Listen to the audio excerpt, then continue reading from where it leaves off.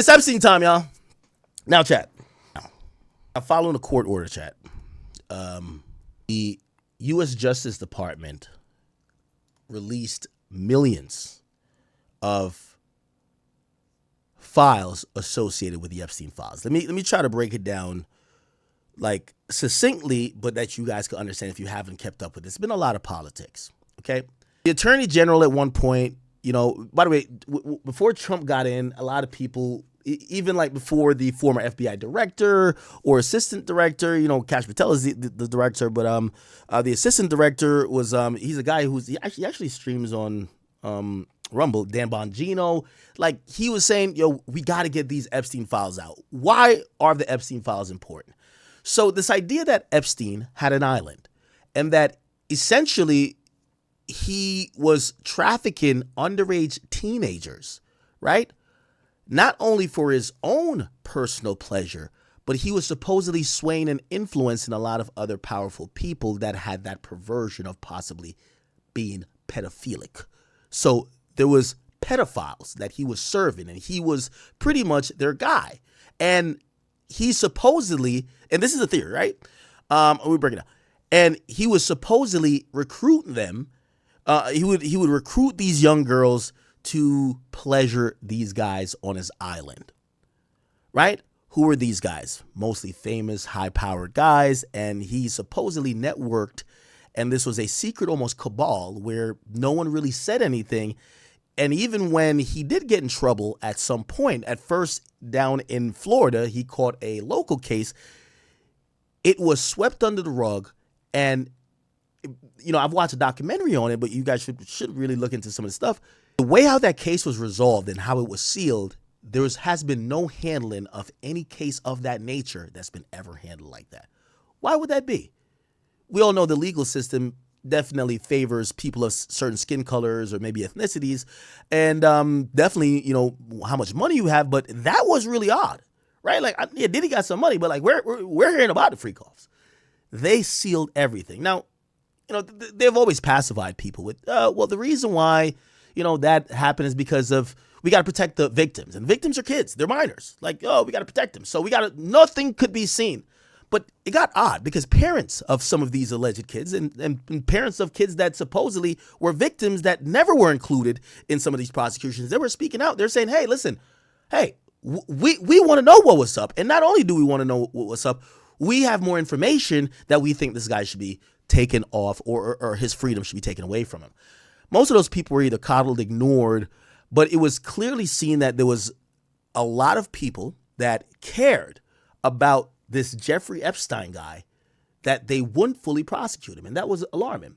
Now, that theory became, not only is Jeffrey Epstein providing a service to these high, powerful men that are interested in, these women, or let's not call them women, these kids.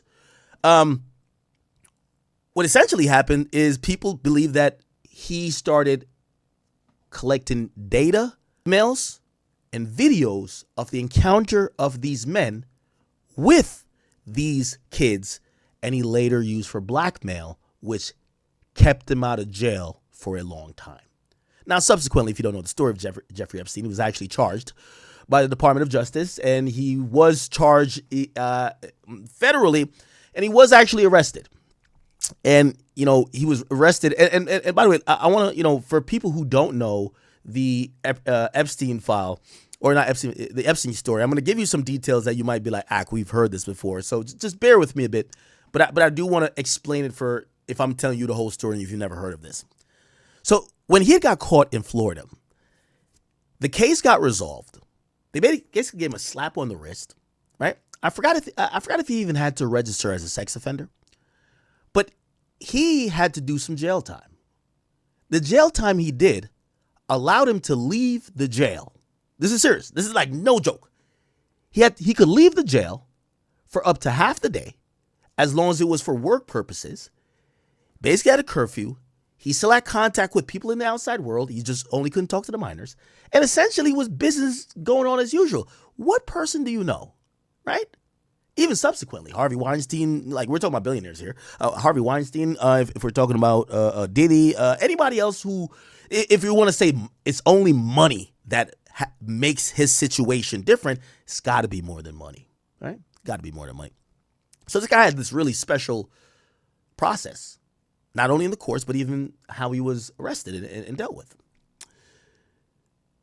It led to people speculating there's a cover up here. Eventually he got arrested, and before, really anything substantial could come out of, his cases. And when I mean substantial, like maybe a plea deal where, obviously he wasn't going to get too much favorable shit, but maybe he could be like, hey, listen, I'll tell you all the people who I was helping out, right? It's kind of like, what's the name of that movie where he's like, where it's like, it's bigger than Wesley Snipes. He's on the stand. He's like, it's bigger than, what's the fucking saying? I can't remember it. Y'all know what I'm talking about. Be like, what's the name of that movie? I'm like forgetting it. It's Wesley Snipes. Oh yeah, New Jack City, right?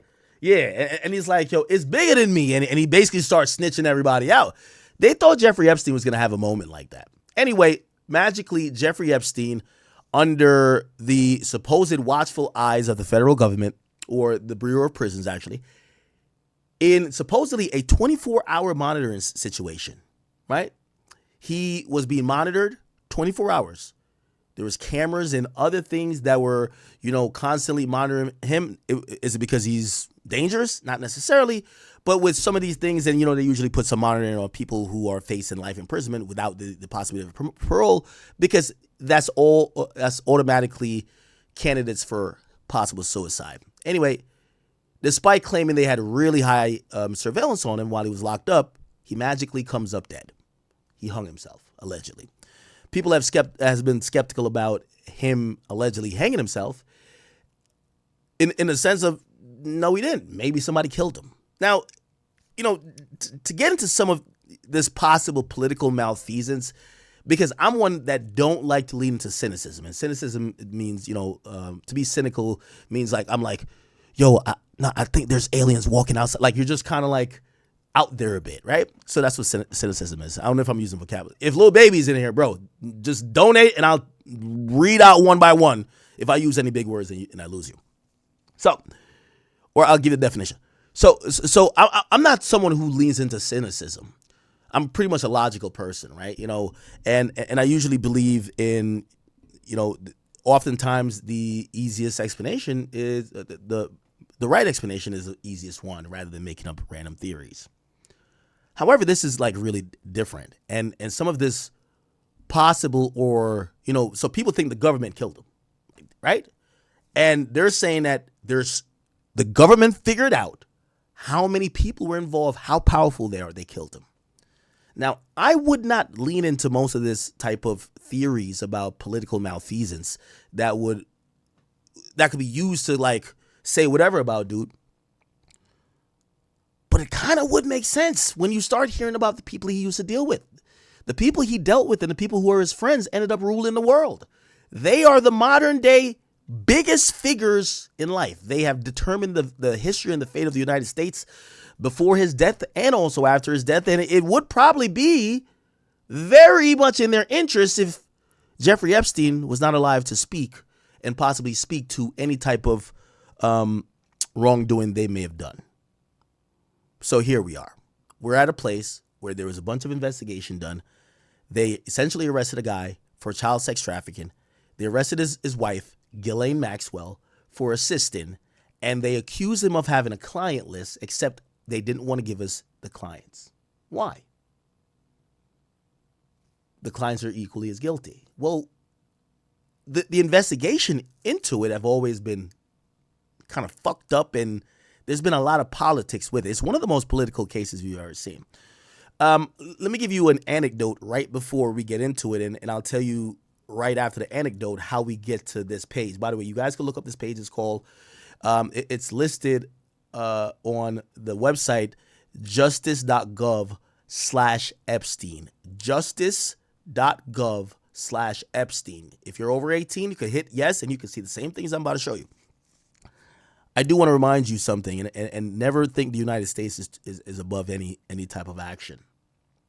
But if you ever wonder why you know, how these things could happen.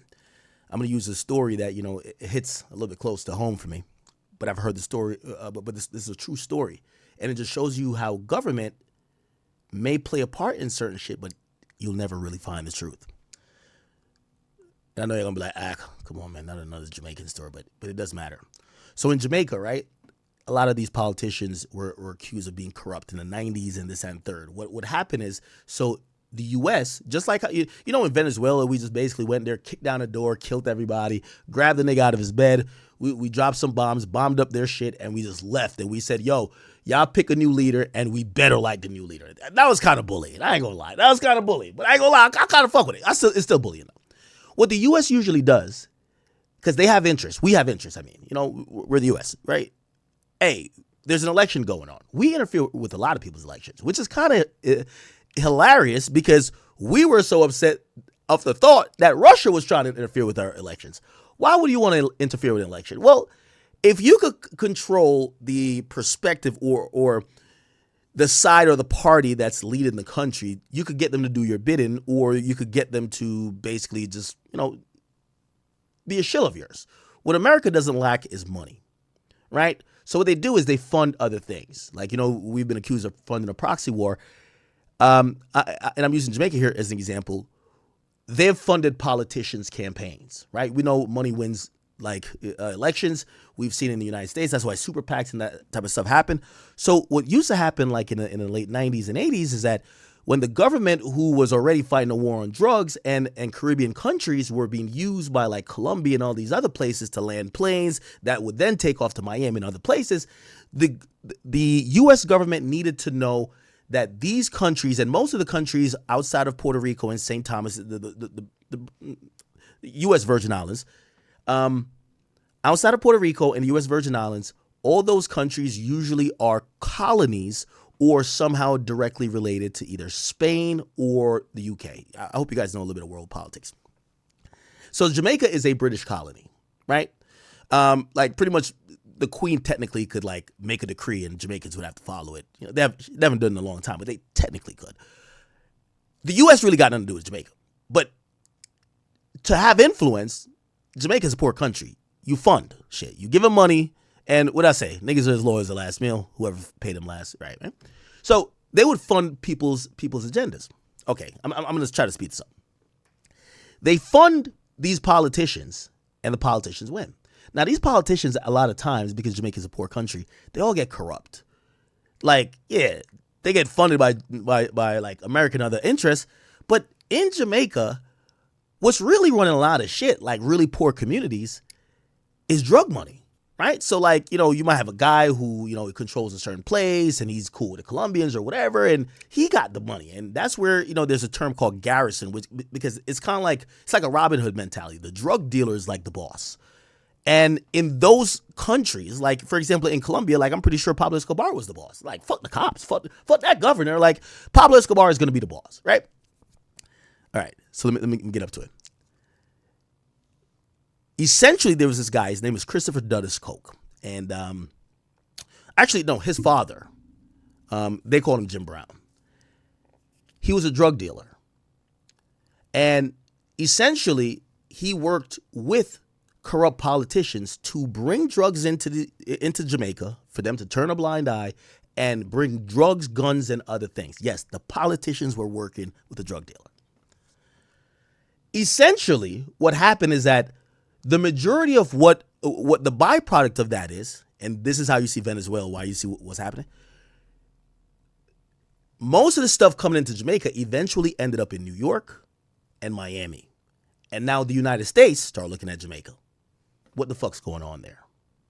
So what happened is they identified that this guy was corrupt. And the government was actually protecting the guy. They weren't trying to arrest him. Like, it's like a drug dealer just chilling down there, right? So what happened is that the drug dealer, the U.S. puts pressure on Jamaica saying, we're going to stop funding you. We're going to stop giving you some money. Y'all got to arrest that guy. That guy is sending guns, this and third. You ever heard about the shower posse? There's a lot of crime going on because these Jamaicans are doing X, Y, and Z. Jamaica as a government, it's like U.S. is they twist people's arms.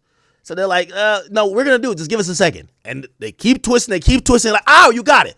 They arrest the guy. Now, here's the thing. And I'm comparing this guy to Epstein, not on a sexual level, but as political malfeasance, corruption. So they arrest the guy because the USA wants the guy. He is to be extradited to the United States to stand trial for drug crimes and also running a organized criminal gang. Here's the problem. There's nationwide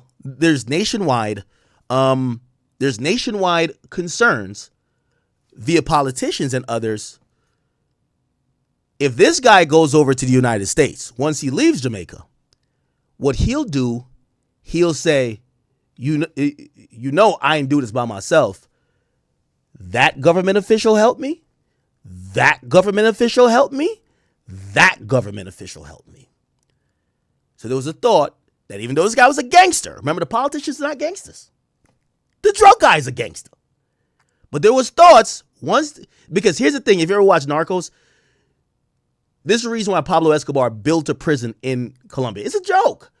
Nobody wants to come to the United States. They're going to lock you up in some 24, I forgot what's that, Supermax prison. Nigga, that is not fun. Like, yo, you see the prison that Pablo Escobar built for himself down there in Colombia? That nigga was coolin'. That shit was better than a mansion. Yo, Pablo Escobar built a prison. He had bitches. They were gambling. That's what's happening. So these guys, they never want to get extradited. Extradition is like the worst thing. So the U.S. puts pressure on Jamaica. We want him over here. He got to come to New York court. Days before his extradition, he dies. And he dies in a cell. No, he didn't hang himself. He got burned to death in a cell.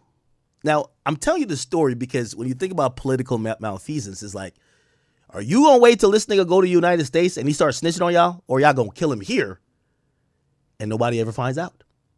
That's, if you understand that story, you might not know the characters, but that's a real story I just told you that happened in Jamaica. That is the idea behind the theories of Jeffrey Epstein. And why I gave you the story is that it's not like it never happened before. So this idea that a guy knows so much or has blackmail info on everybody, and finally he puts himself in a trap that he can't get out of, and the government has to give him up, or people in the government have to give him up. But now you realize giving him up might mean he gives you up. How do you deal with that person? That person got to go. Remember I said in that other, and by the way, if you think I'm lying, just type in Jim Brown burned in his jail cell. How you get burned up in your jail cell? Well, his nickname was Jim Brown. It's Lester Lloyd Coke. There's actually, I don't think it's a gory image, but yeah, there's a picture somewhere of the jail cell. Is it over here? Which I think people are like, how the hell you get burned up in a jail cell? Like, come on, clearly somebody killed you, right? All right. So now we're back to the Epstein files. So Jeffrey Epstein's been dead for several years now. And there's been a loud call to say he died before he could tell us all the other creeps. Also, the government, after charging and convicting Ghislaine Maxwell, which is his mistress, kind of wife, they've kind of said, well, we got rid of the pedophiles. Let's move on. And people are like, no. Y'all said there was a client list. Y'all said other people were fucking kids. Where's the other people at? Like, yo, if one's dead and the other one's in prison, throw them all in prison. And the government's like, we can't. Let's move on. Let's move on. Let's talk about and people like, no. So it's been back and forth. Now, every time a political party has came into power, you know, especially in the last, I want to say about like 4 or 5 years, actually probably a little bit more, probably last 8 years, there's been like almost a promise of, yo, we're going to get this stuff released. We're going to tell you who the creeps are.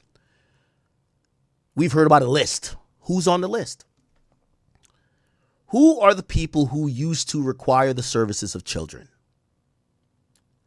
Now, this is a really odd situation here, chat, because one of the reasons why, and people theorize, but I also agree with, that we haven't had much motion till pretty much now, is this isn't a partisan issue. Okay? It's not that it was a bunch of, it's not that it was only Democrats hanging out with Jeffrey Epstein. And the Republicans were like, oh, we never hung with him. They got Republicans and Democrats kicking it with him on the island. They had rappers, athletes. They got goddamn comedians. They had everybody up in there.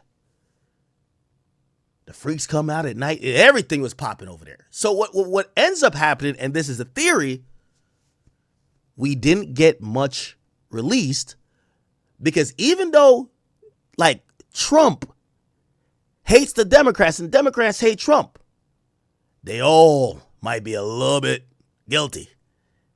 And it's one of those things, be like, we go battle with other shit. We just can't leak this shit. So that's been the thought. However, after there was Congress got, pretty much like forced to, Trump act like he was going to do it, and they kind of like did some shit. They were dragging their feet, then they did some shit, but it was mad redacted. Then we heard it was more, and then there was some congressional hearings, and there was an interview with supposedly Ghislaine Maxwell, where, instead of having the files, like we were going to take her words for it, and she was like, yo, Trump never did nothing, and we just don't know who did what, and we're hearing maybe Bill Gates, and then we're hearing about like, was it Bill Gates or Bill Clinton? But finally we have something, and it's still a little bit redacted, but they're claiming this is probably the least redacted documents ever. So here we go. Congress created a law, and it's called the Epstein's File Transparency Act. That's pretty simple, right? So this is a law that they created. And this particular law is for us to get this information, and basically the time expired that they had to provide it. So here's the full library. There's court records. There's DOJ disclosures. There's FOIA records, which is Freedom of Information Act records. And there is go to House disclosure if we want to. Now, obviously, here we are, and there's probably so much things, right? Now, if you look at this, it goes to Doe 103.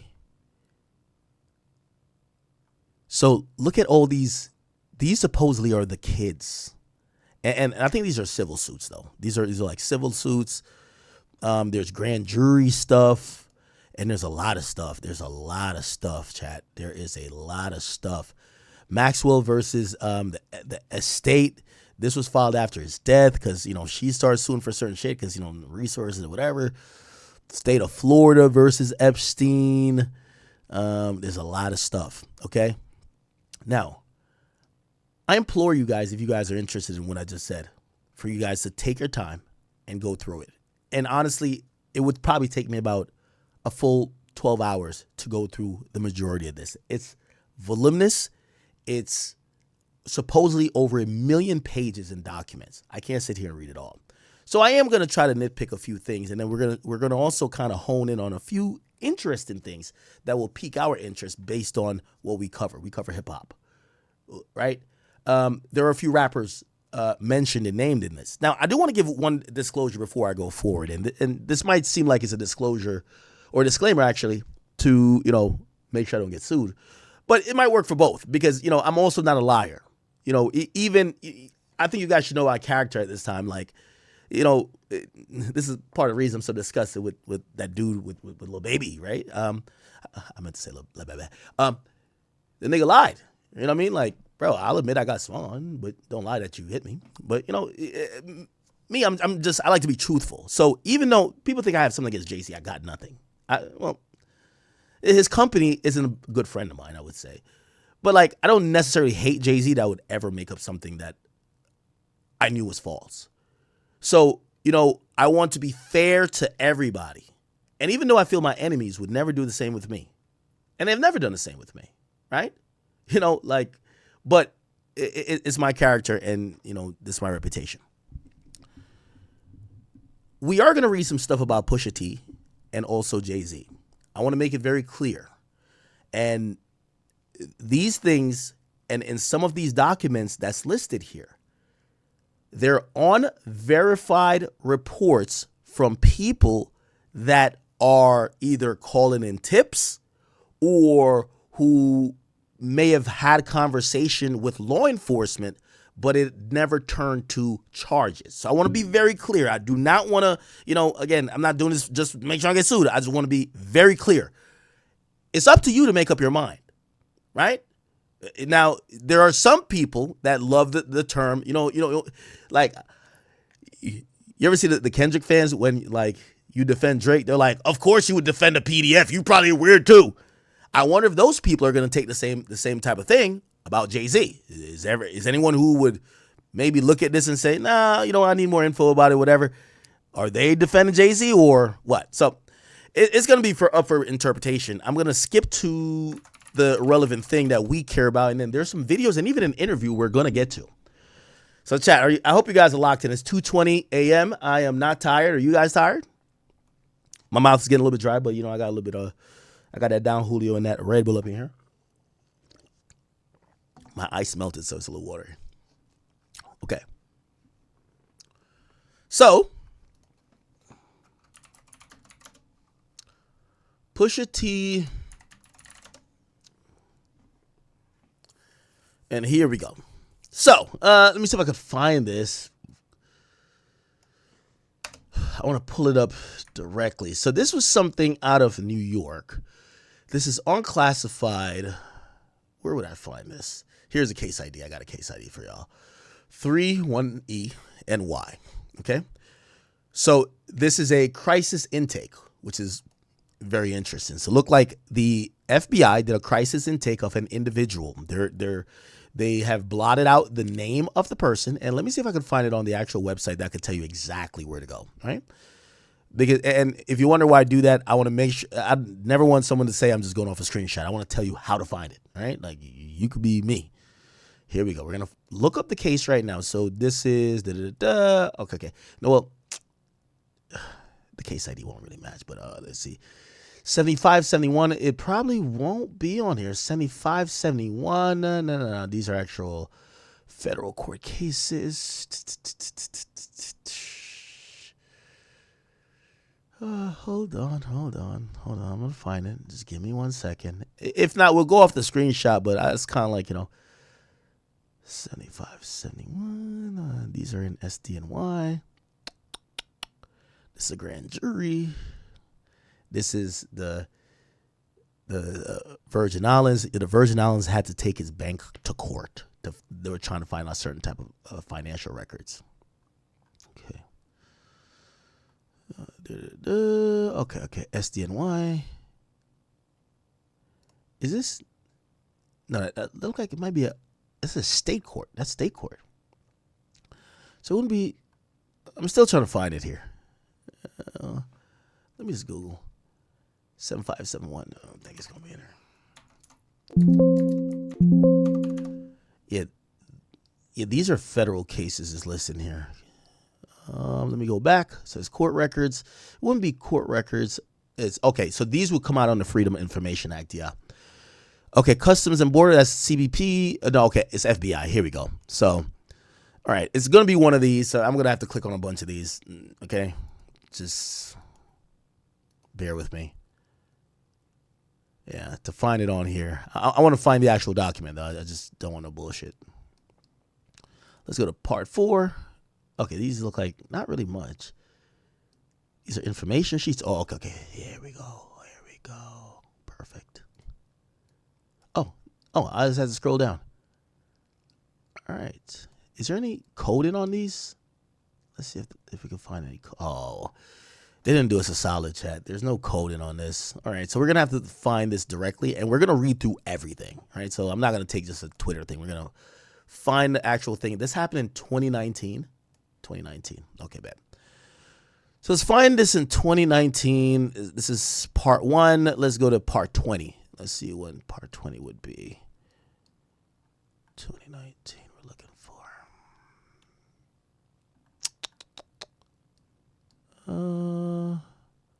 Okay. All right. They're not in chronological order. Does anyone know what part it is? Just ask Grok. We could ask Grok. I'm not going to lie. We could. If anyone knows what part this came from, you guys let me know. Somebody said next topic. Hey, just hang out for another 2 hours. We got a lot to get to. Okay, we got to get to the thing about the rappers, but we want to be very precise. I don't want to just do a slop job of covering this and either say the wrong thing unfairly to them or unfairly to the victims or possible victim, right? Someone said, I can't search because they were scanned. So, you know. All right, man. I'm gonna click on 3 more. If not, we're just going to call it quits. Yeah, this is 07. What the hell? 07? I don't know. So it looked like the FBI in New York. Oh, no. This is the FBI in LA, actually. Oh, it's a subpoena. So there was a subpoena his phone, all type of shit. Okay. All right, man. I apologize, but I can't click through 22 of these. Essentially, what's there, even though I still want the fucking full document. Does nobody know? Search the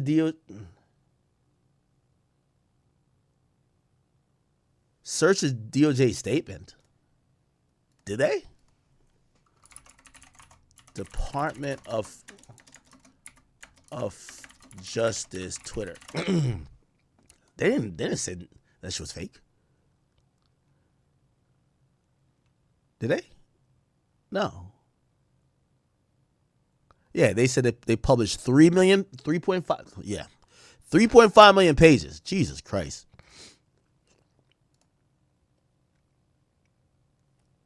All right.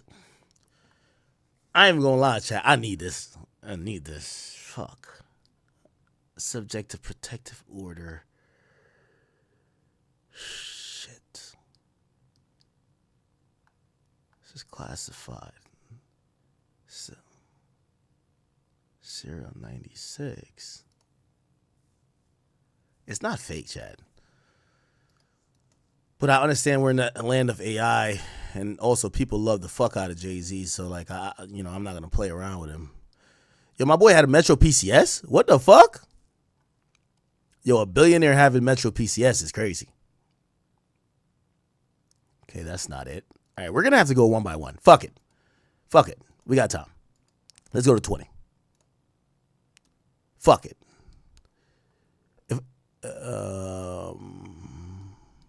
Subpoena. Yeah, these are subpoenas. 19. Let's go to 19 now. What's this? Yeah. This is the wrong date. It got to be 2019, so that's not it. Let's go to 18 now. Yeah, chat, I'm going to find that bitch. Don't worry. Y'all can help me, but I'm on stream. I'm not going to go nowhere. All right. It's a bunch of drawings. What the fuck?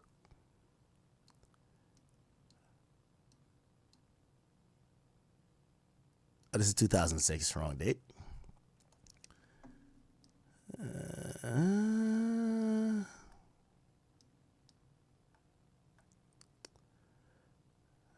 Wrong date again. Yep. Still 2006.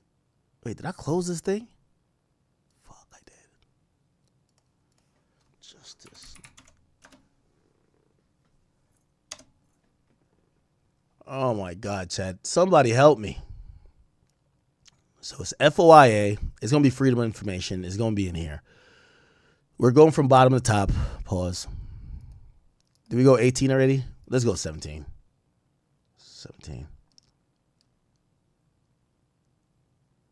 This is 17. And that's 07. All right. We stopped at 17. Let me go in the middle or something. I'm trying to find it quicker. God damn. This was...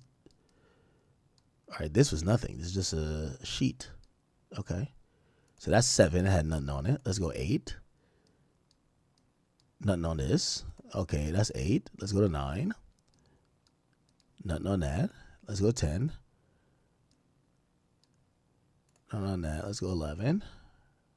Am I tripping? Nothing on that. Let's go 12. Okay, there's something here. It's 2007. The nigga had MySpace. Yo, they were checking this nigga on MySpace. Yo, this nigga was looking for kids on MySpace. This nigga tweaking. Yo, if Jeffrey Epstein had about 8 kids in his top 8, this nigga wildin'. I ain't gonna lie, this nigga on MySpace, gang. Yo, the feds checking this nigga on MySpace. How freaky are you, nigga? God damn. God damn, my boy. Not blame. Okay. This ain't it either. This is 12. Let's go to 13. 9 on there, 13, 14. Okay, what's this? What's this? I was gonna see dates and shit. That's MySpace time, then. This is old. 14. Let's go to 15. All right. Oh, there's some here. Here we go. Oh, that's 2007. Compliance. Oh, no, these are subpoenas. Oh, these are freedom of. Oh, it probably is not in here then. Let's go to 16 then. Maybe it's not in here. Yeah, these are FOIA records. Maybe not. Maybe I'm tripping. 2007 third party draft. Okay, it's a subpoena again. Okay, let's go to part 4.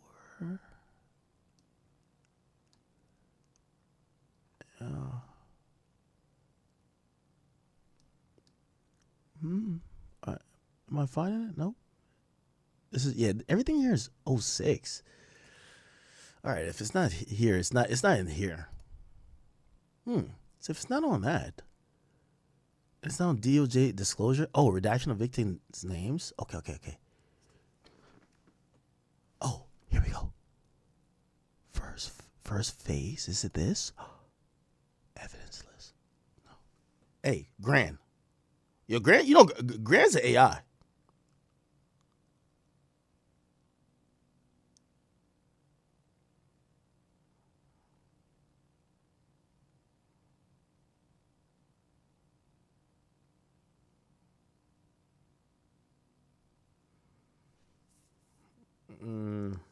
Yo, Gran gonna find it for me.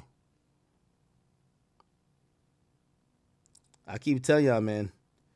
Y'all got Grok. I got Gran. Okay. Whenever you find. Okay.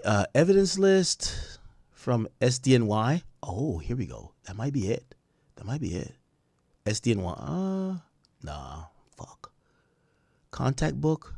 Redacted. All right, cool. We'll just look through shit then. Fine. We'll get to whatever we need to get to. So this is a contact book. And they got mad people up in this shit, huh? Well, I'm at P looking for Pusha T. Like, imagine that nigga had Pusha T's name just right here, like Pusha T. That's crazy, huh? Nice. You know Pusha T right here. Pusha T. Maybe I should look up Jay-Z. Where was that? Ooh, there's some Rothschilds up in there. Ooh, okay. Let me see. I guess he was really formal. Oh, I see J. Let me see. I see the letter J. Let me see. Jay-Z. Javier. Nah. Let me look up his real name. Sean Carter. Yeah. Let's go to S. Is Sean Carter in there? Santo. Oh no, this is last name. Okay, so it would be C because it's last name comma. C. Let me see.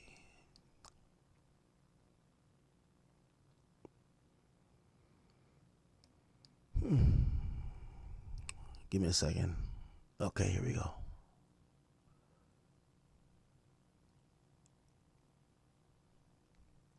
don't see Carter. I ain't gonna lie. I do not see Carter. Do not see Jay. All right. The masseuse list. We don't need to see that. Flight logs. Ooh, let's go see the flight logs. Yeah, I want to see that shit. Who was on that plane? Why'd you go to that island? Jeffrey. Damn, it's a lot of fucking flights. Yeah, bro. This is like a full-time job to go through this shit. This is 3 million pages. Maxwell Proffer. There's a transcript. Bureau of Prisons. Oh, is this like... They're not going to show his dead body, right? Oh, this is right before he died. They're saying that he killed himself supposedly in here? Oh, that was outside like his cell. Supposedly one of the cameras stopped working or some shit. If y'all believe that, right? Enhanced and shit. All right, bet. Here's a memorandum. Okay. What's this? Videos by hour. Oh, you could look through it hour by hour. Wow. And her proffer. Is this her talking? I never heard her talk before. The Deputy Attorney General, DOJ, and the time is currently 9:16. Maxwell and counsel are arriving to the U.S. Attorney's Office. Somebody said what? Nah, chat. I'm finna read all this bullshit. I like, you know, in-depth court shit like that. I'm hearing that someone's spamming it in Kick. Really? Hold on. I got y'all. Don't worry. Why y'all rushing me? Like, we got time, man. We got time. Okay, so this better not be no bullshit. Well, y'all sent me a justice.gov thing. Here we go. Thank you. Let me see. Dot. Motherfucker. Oh, is it this?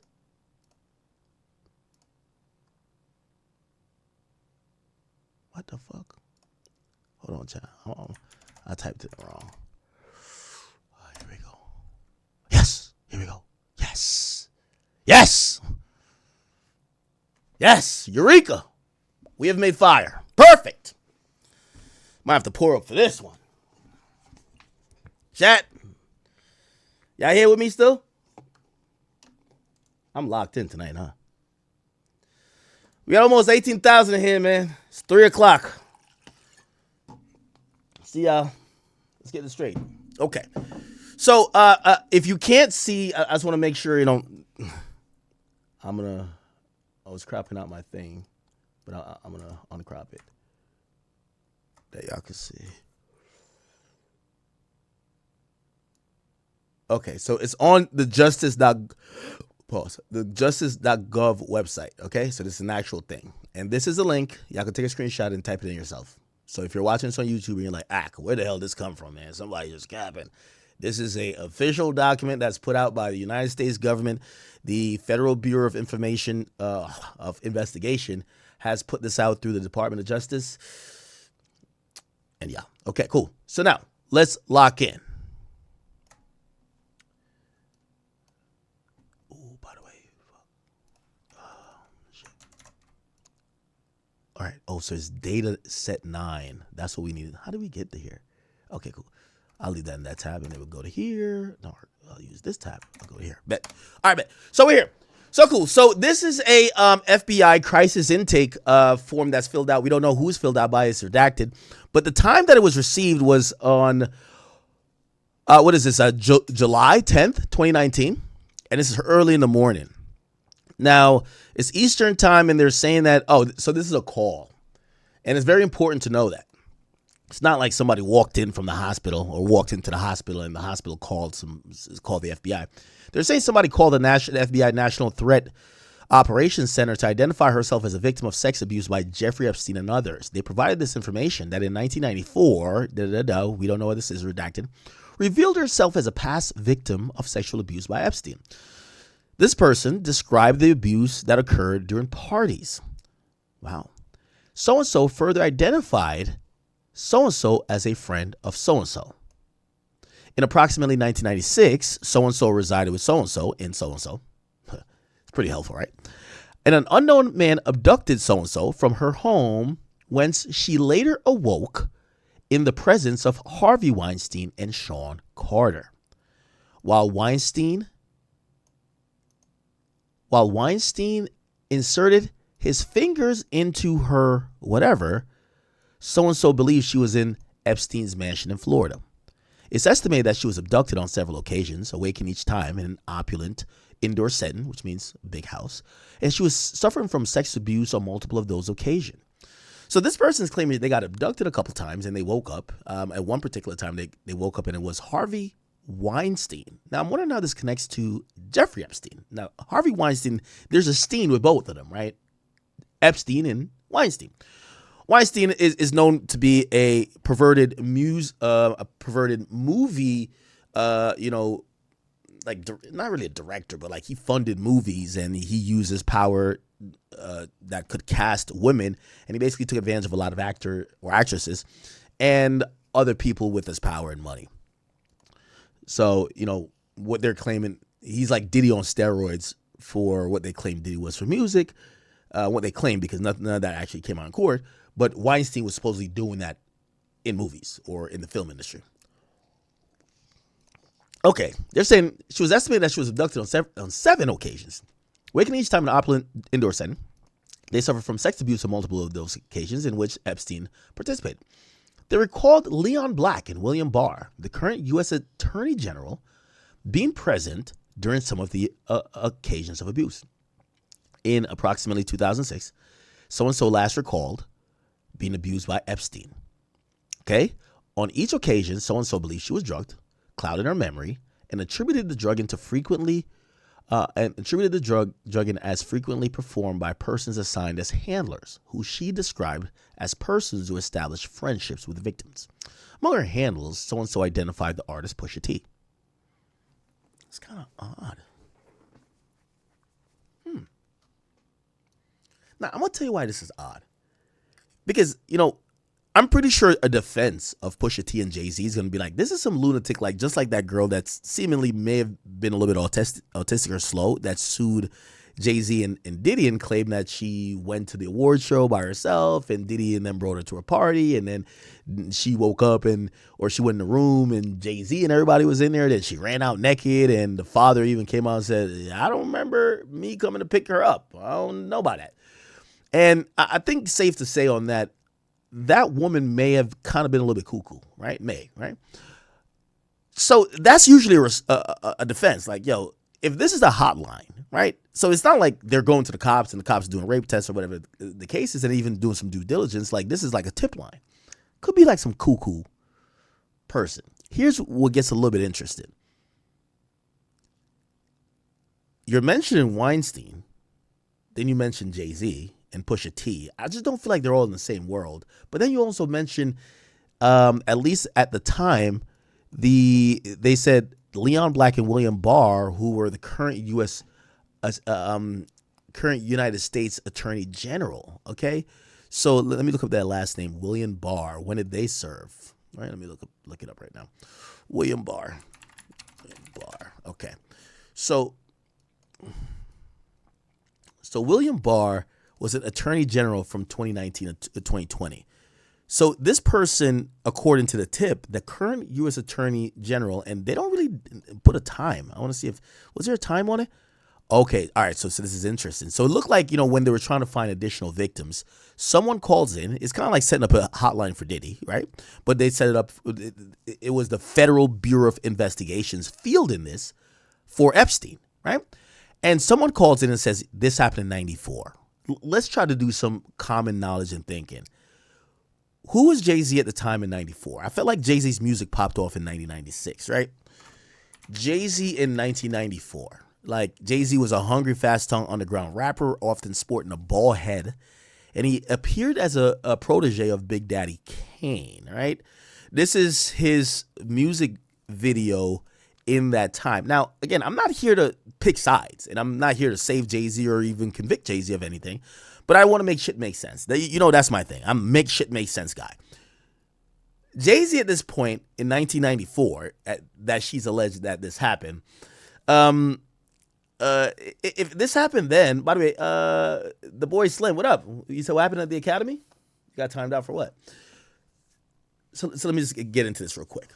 So at this time in 1994, Jay-Z is like almost like a protege, right? Like, you know, is he still hanging with DeHaven or whatever that guy's name is?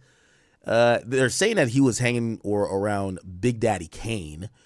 But at that point in 2020, or in 1994, Jay-Z in 1994, Jay-Z's not nowhere near the mogul that he was by the time this tip gets reported, which is 2019, right? Remember, Jay-Z, let's categorize, you know, again, and if I'm wrong with Jay-Z's history here, somebody help me out. 1994, Jay-Z's an up-and-coming rapper, looks up to Big.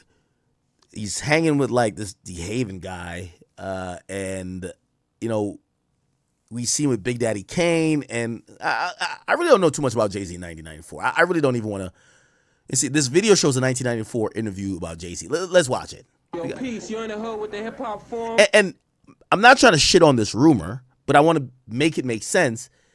I guess I'm asking a question. Would Jay-Z in 1994 be in not necessarily a room, but be in any type of cabal or any type of sex trafficking sting or ring with, who cares, minors or not, but just into sex trafficking with people of the likes of the sitting U.S. attorney, which at the time was William Barr? Would he be around Harvey Weinstein? I don't know. I think that's maybe, you know, partying. Weinstein like to party it, maybe. The U.S. attorney, though, I'm like, huh? But let's see. Now, what's going to come into play here is people are going to either take these rumors and say this is all factual and these guys are creeps, or Trump is going to actually have some redemption here. Because if some of these rumors are so outlandish that people don't believe it, people might say, in terms of saying to Trump, I see why you said there was nothing credible there. So I know we've wanted these files. Trump at one point said there's nothing there. Well, there's a bunch of allegations still there. It's going to be up on each of us. Do you believe the allegations? And if you do, Jay-Z's a fucking creep. If you believe him. If you don't, this is unnecessary lies by maybe a demented person that is sullying his name. This is where you got to make up the decision, right? We're watching this interview. We want to see how Jay-Z was rocking in 1994. I just, like, when I think about Jay-Z, I think of Reasonable Doubt. Like, that's kind of like his mainstream entrance to me. And in mainstream, somebody said he provided the drugs that on that drug list that maybe Epstein had. You think that Jay did say, like, you know, he lost 92 bricks, right? Like, so he was selling drugs and shit. So you think Jay-Z was maybe a drug dealer that sold drugs? Oh, well, actually, if you think about it, Jay-Z and Pusha T, what they both have in common is that they've bragged about their drug selling past. Obviously, Pusha T, who hails from Virginia, he's bragged about how much drugs he sold. He's rapped about more cocaine than I think that Pablo Escobar ever sold, you know? So these are kind of like the drug dealer rappers of the time. Did they perhaps serve Epstein or maybe somebody in the entertainment industry? I don't know. But this is Jay in 94. Do you think Jay was still selling drugs at this time? Lounging here with Jay-Z. Yo, he just blew up the spot. You know what I'm saying? We over here at Demerara. Yo, you blew up the spot, Jay-Z. You had all your peoples up there. You know what I'm saying? Yo, not all of them. Yeah, there was enough peoples up in there. Yo, how you do this, man? How you get your skills and whatnot? See, yo, what motivates you? Yeah, let me get this mic. Yo, we come. This is real. You know, we just come through real life experiences and we put it on wax. You know, Brooklyn band is definitely represented tonight. It's nothing false. You know, it's just real. It's easy to do. It's easy to do. It just take from everyday life. True. You know what I mean? You know, and you had a woman at the end talking about, you know, they won't play your joints on Hot 97 and whatnot. I'm saying that they won't play your joints on like the regular radio. You got to go underground. But I don't feel that. How you feel about that? You know what I'm saying? I feel. Okay, so he doesn't break mainstream at this point yet. He's making videos like this. Okay. What was Pusha T doing in 1994? It's very important to know, right?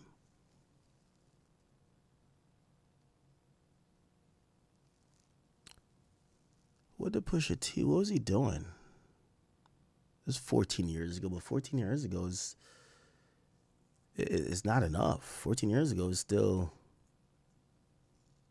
2010.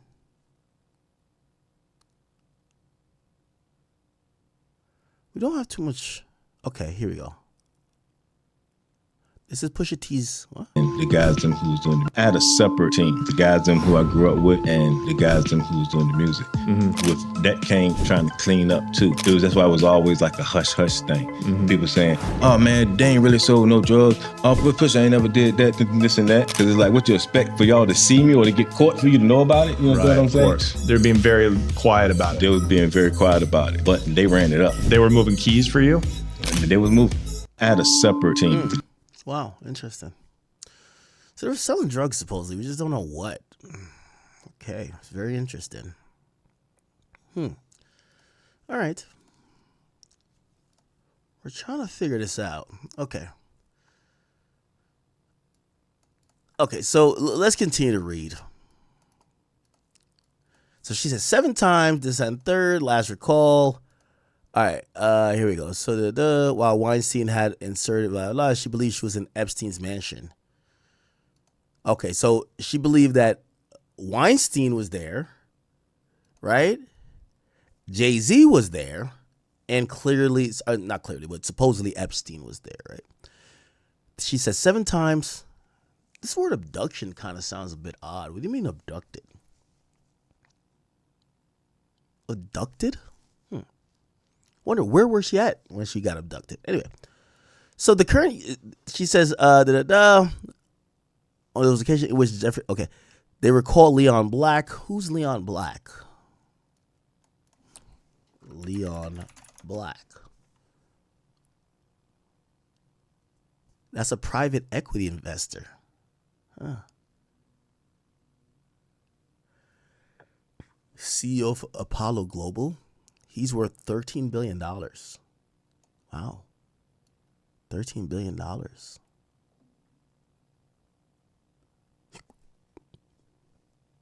Let's look at some of the companies he owns then. Oh, he did have here we go. Relationship with Jeffrey Epstein. He has a part of his Wikipedia about his relationship with Epstein. He had a friendship with the sex offender for his 50th birthday. That was compiled by Epstein's associate Ghislaine Maxwell. Black contributed a handwritten poem and a rhyme scheme, which was an acronym VFPC, which stood for Vanity Fair Poster Child. That was in reference to a profile of Epstein that was being written for the magazine. The poem contained lines, blonde, red, or brunette, spread out geographically. With this net of fish, Jeff's now the old man in the sea. He signed the poem, Loves and Kisses, Leon. Okay, so this guy, look, there's some shit to this. Now, I'm not going to lie. Hold it. Oh, wow, I can't see this. No, we got to get into the archives. Wow. This is crazy, y'all. Wow, these are the people who wrote in that book. Love and Kisses. Blonde, red. Wow, okay.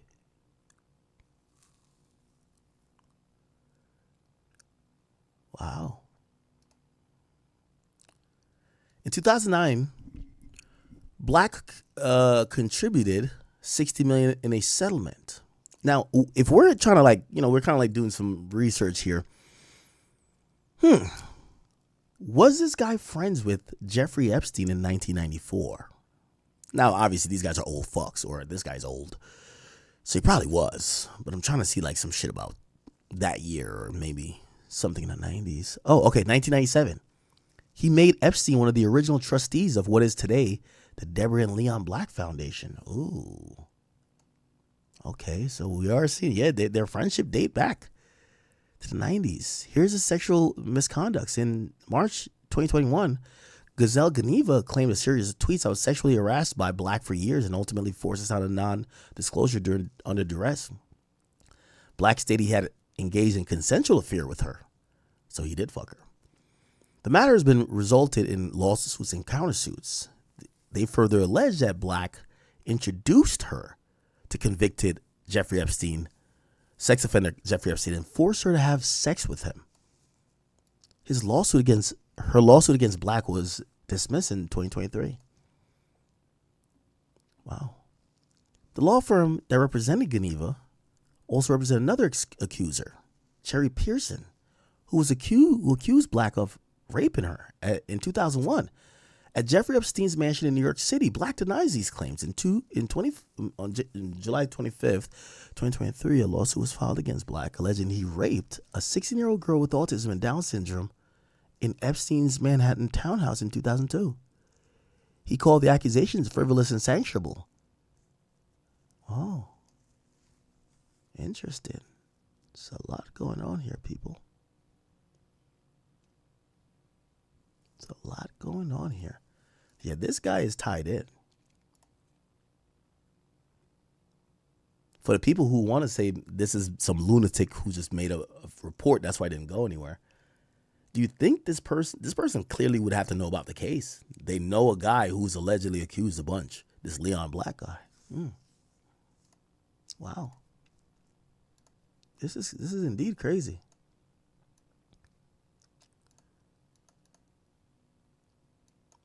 Weinstein and Pusha T in approximately 2007. Okay, so that's what it was. Okay, here we go. On each occasion, did a believe she was drug cloud in her memory, and it was assigned handlers who would just have friendships with them, and one was known as Pusha T. In 2007, they attended a party following an invitation from an unknown man who approached her as she walked down the street. Weinstein and Pusha T also attended the party and drugged her before engaging in sexual abuse.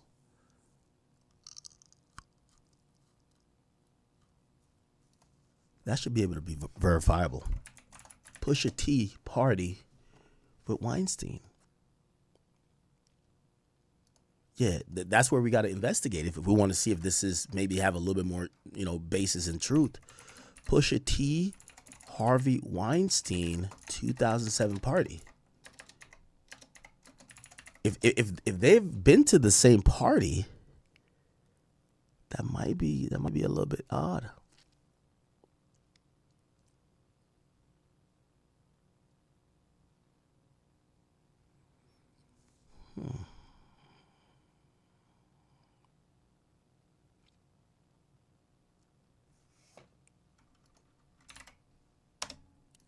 Let me look at Pusha T Weinstein event. I'm trying to look in a Wayback Machine, right? It's unverified, they're saying. There's no widely documented public record of Pusha T event, yeah. Okay.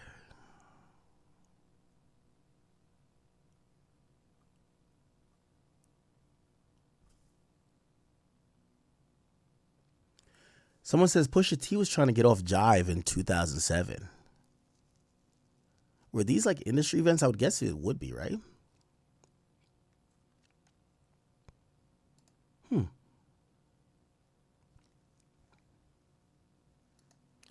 We need to kind of look into it a little bit more.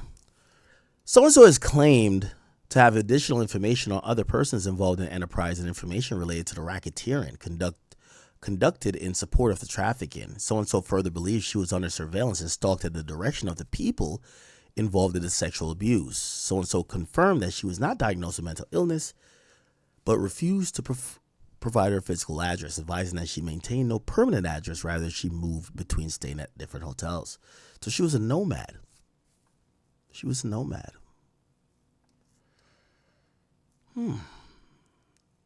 This is 586. Let's see if we can look at another one. Ooh, let's see, 586.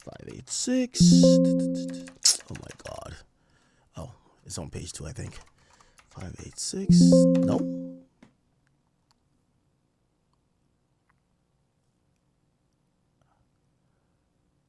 Oh, there's multiple of them. Oh, so they had all of these for Jesus Christ. This is reports on every call that came in to this tip line. So 586 is down here. It's on the 4th page. Right? Yes. No. Wait, what the fuck? What, am I click on the wrong thing? Or am I stupid? No, EFT. Oh, it's the wrong number. I'm an idiot. How many are these there? Yeah, the numbers are wrong. Next. How many fucking pages is this? Page 8? Let me just open a random one and see what's in these. Are these all about calls?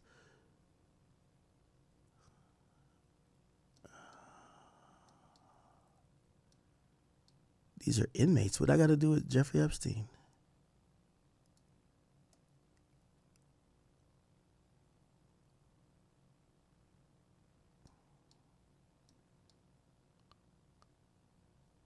Pending investigation or threat.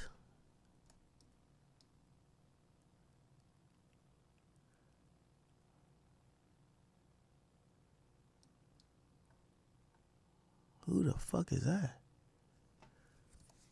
I ain't gonna lie, these files are kind of spooky. Yeah, chat. Okay, so there's just a bunch of shit. It's probably like 1 million pages. Wow. Yeah, this is absolutely real, but like, I don't know where I could find another one. Let me see. Let me look at 587. I'll just go one up. Right, so I'll go one up on the I'm just typing into the URL. 587. Oh, it doesn't exist. Okay, fuck. 588? Or let me do 585. Doesn't exist. Okay.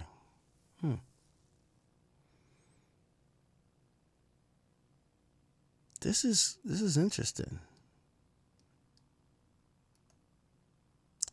Now, there is so for now, chat, you're gonna have to kind of like, you know, some people are gonna be like, yo, where there's smoke, there's fire. People are gonna be like, how does Jay-Z's name keep coming up and he's all innocent? I don't know. That's gonna be some people. Some people are gonna be like, yo, listen, this is complete bullshit. Like, there's no proof of the date of any of these people being together, right? Like, these people never knew each other. It's gonna be up on you guys, and probably additional information is going to come out eventually. We do have a interview by Jeffrey Epstein, and after this we'll kind of try to like move on. I don't know how long I've spent on this, but this interview is pretty long. It says Jeffrey Epstein last interview from his home, Epstein file. Here we go. So there is can I see who put this out? What's the name of the channel?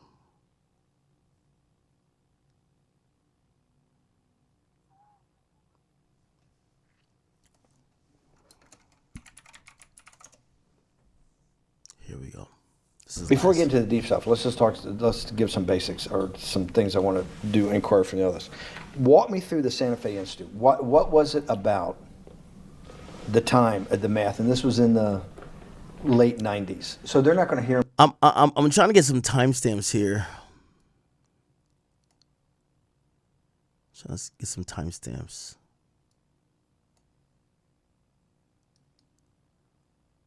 Is there anything deeply fucked up with you? At least something. Well, we know there are things deeply fucked up with this. You will get through in this film, right. But you cannot possibly have sit there, knowing that you came from nowhere, knowing that you went to the very top of what is considered outside of science and maybe physics, the thing people most admire because it's like alchemy, understanding high finance. To sit there in what will be the defining financial crisis of our time, like Black Friday or Black Yes. Monday, whatever it was, in the Great Depression. Of Bear Stearns, you just thought was a Bear Stearns problem. You didn't see it. So I think a lot of this conversation is financial stuff. I'm trying to see like if they ever ask him about the creepy shit, no? It's so 300 years ago they said that unexplainable realm was God.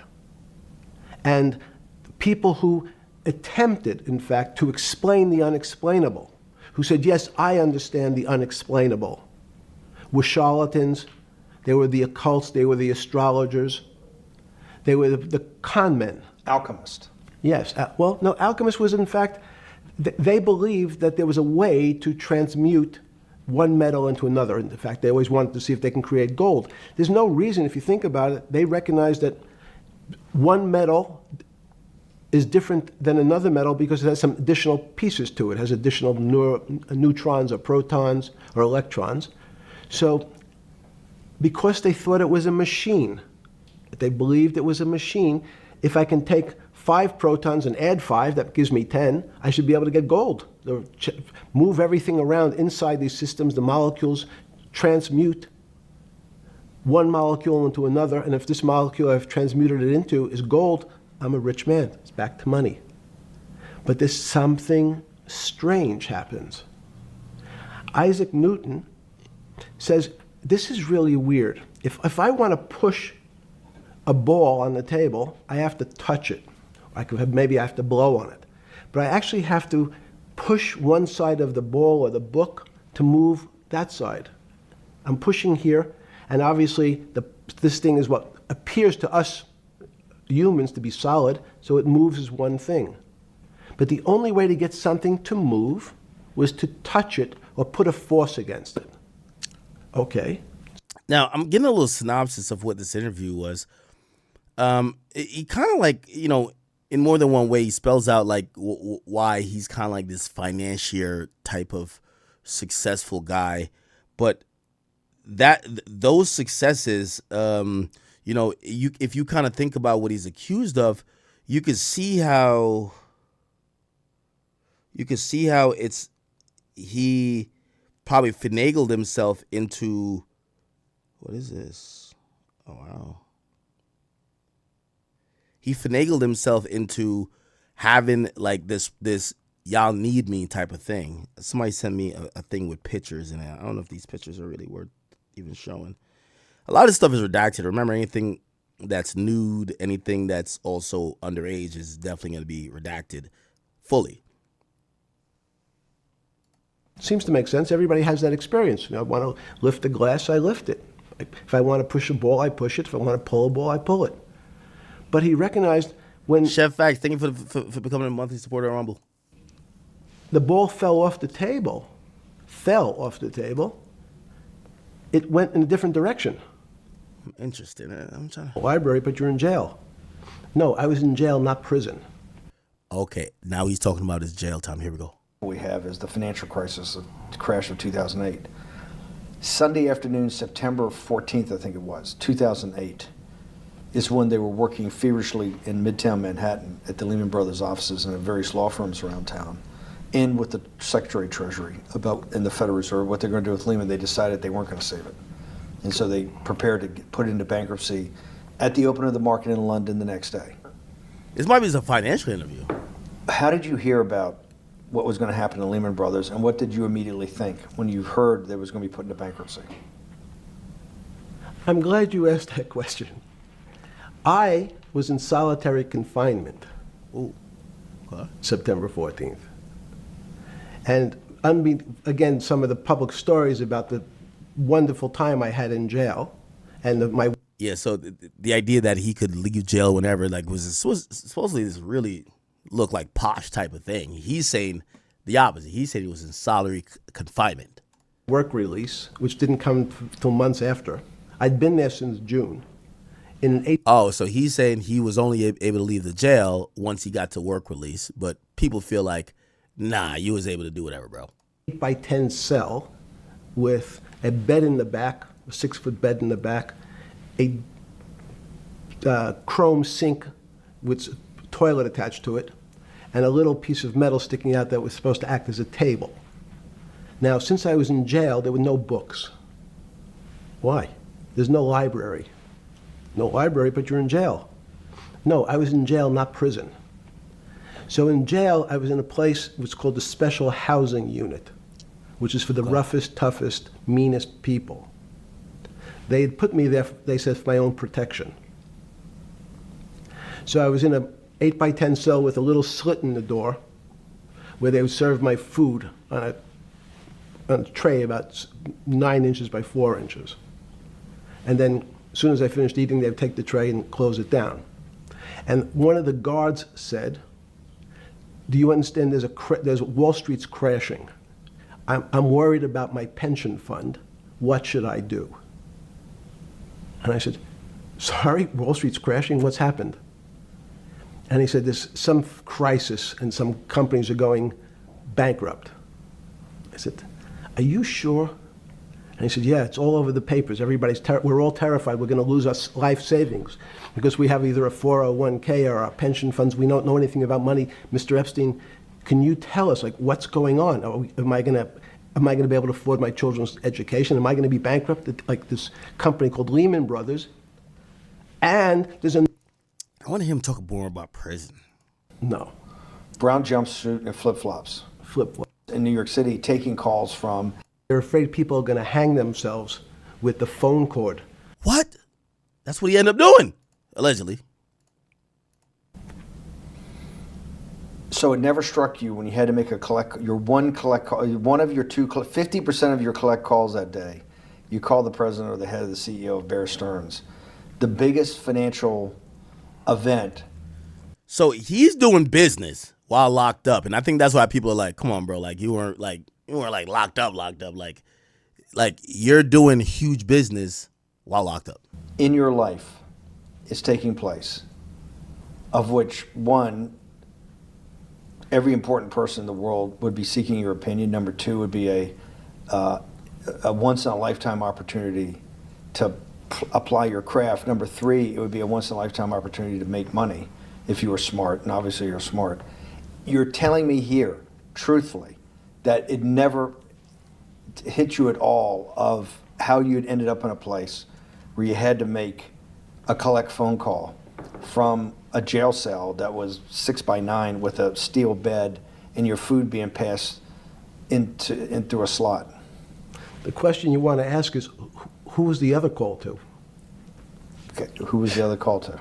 The other call was... There's a little bit of pompousness with it. Like, well, maybe I'm reading him wrong, but like, he says he kind of preempts that guy confirming the question by saying, you should be asking me who's my second call to. And he's kind of like, in a very shrewd way, he's kind of like showing how powerful he is, right? Like he's showing like, yeah, I know I'm locked up. I only get 2 calls a day. You want to know what my first call was to? You want to know what my second call is? And by the way, it was a huge day. I think it was during the financial crisis. I'm in Wall Street. So he's kind of showing like, yo, Rolodex long, pause. You know what I mean? Like his contact list was super long, pause. It was to my friend at JP Morgan. You see? By the way, if you looked at it, remember, let's go back to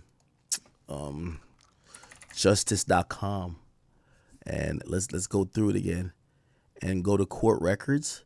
It's a reason he says he calls JP Morgan. We're going to see who. The government of the United States of Virgin Islands, or United States of America, but Virgin Islands. So the Virgin Islands government, but still the United States. They sued JP Morgan. If you could imagine calling the guy who runs Chase. Who was then, I didn't know it at the time, trying to buy Bear Stearns. So at one point, I had 2 phones. It was difficult because they're afraid people are going to hang themselves with the phone cord. So they don't actually come together and they're pretty short. So I was actually going between 2 phones talking to Bear Stearns and JP Morgan at the same time. Wow. So I found it amusing. And it never struck you about how to end up in a situation like this? No, that would be probably means I would be too self-aware. You can't possibly expect me to believe this. I know. I don't believe it. You're telling me that during that day, you never had a moment.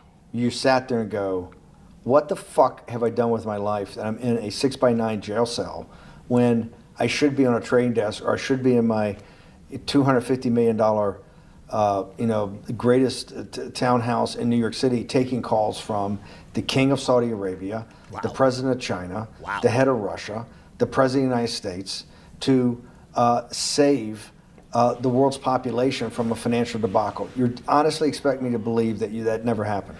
You're suggesting I was somewhat depressed, and how could this happen to me? I'm not saying depressed. I'm saying a moment of awareness of how could I get myself into this situation. No, I would just say how strange that this happens. It's strange. I'm wearing a jumpsuit and flip-flops. What color was the jumpsuit? Brown. Brown. Brown jumpsuit. Yes. I notice I don't see you in a lot of brown. No. Brown jumpsuit and flip-flops. Flip-flops, yes. With no access to books, no access to newspapers, no access to anything. You had lived on information. Except my Almond Joy bars. I had extra Almond Joy bars. Did you eat Almond Joy bars and things like that because you're afraid of what the cooks did to your food? Yes. Is that because of that you were in for the crimes that you were in for? No, it was just in fact, I was. Is it because you're wealthy? Yes. How did I guess he's trying to say they used to fuck with his food because he's wealthy. That's gonna be another theory. Maybe they poisoned his ass, right? Well, obviously they said he hung himself, but You know that. Well, people would constantly come if I was passing by or have to go for my medical. People would either ask to borrow money or make some other types of comments about. In the beginning, what were the comments? At the beginning, what were the comments? It serves you fucking rich guys right that you're here next to me. There was nothing about your crimes. No. So all this rumor you hear all the time about people in prison that commit the type of crimes you commit, you're saying in your personal thing is not true. No. It was all because you were rich. So he's saying that they didn't want to beat his ass. Listen. Let's go back to what he was convicted for, right? So, I mean, we could look through the official. Actually, we should look at the official charging document. We already got his stuff here, right? So, not DOJ disclosure. Let's go to court records. If you go to court records, it should be, I forgot what county. It should be a county. Or maybe it's just Palm Beach. Okay, Palm Beach. Epstein. Yes, all this shit's Epstein. I want to see his original indictment. State of Florida. Okay, that sounds good. State of Florida. It's probably this, right? State of Florida. And this is on a separate page. Oh my God. Yo, Department of Justice, you guys couldn't like fucking, like name these things? 005. Okay, so this is a true bill. So this is him get indicted. What is he? Okay, he gets indicted for number one, count one, felonious solicitation of prostitution. Okay, that's it. I thought it was more. Let's see. Let me go back and check this one. Oh, he only got one charged. Wow. So, the documentary on this guy is crazy. They tried to get him, so the U.S. Virgin Islands, right? So that's St. Thomas, what's the other island name? St. James. But in that cluster is this island that is technically the property of the United States, but it is owned wholly by Jeffrey Epstein. Now, for all government affairs there, and by the way, how people used to get there, Jeffrey Epstein would fly in via private jet, right? And he would fly into the main island, then he would take a helicopter to there, right? That was how he was doing it. And if there was a crime that got committed there, unless the feds went in, usually basically what happened is that the local authorities on the island, the main island, would do the investigation. Now, remember I told you about islands, even though, yes, it is the United States, it's not the best investigation. Also, the women or the girls, they weren't that coming forward, and also supposedly even the mothers, they may have been receiving some residuals because this guy's really rich, and people were kind of hesitant to go forward with trying to build a case. So they didn't really get him. There was reports. There was 100% a lot of reports about what he was doing on the island. But, other than a few calls and stuff of the sort, there wasn't charges that was brought. Actually, I think there was about to be charges brought. I forgot what happened. There was about to be charges brought, and there's a documentary on it. The detective said after they brought the evidence to, like, who would bring the charges, they got told, like, listen, don't go barking up that tree. Essentially, like the local authorities, like, that would be patrolling the fucking island and saying, yo, this guy's too powerful. He owns the fucking island. Leave it alone. He gets caught and indicted in Florida, okay? And he gets indicted locally in Florida. And then this thing is the clusterfuck of a century. So let me see if I can find that last document, which would be probably like the sentencing thing. And we're going to see redactions like out the wazoo.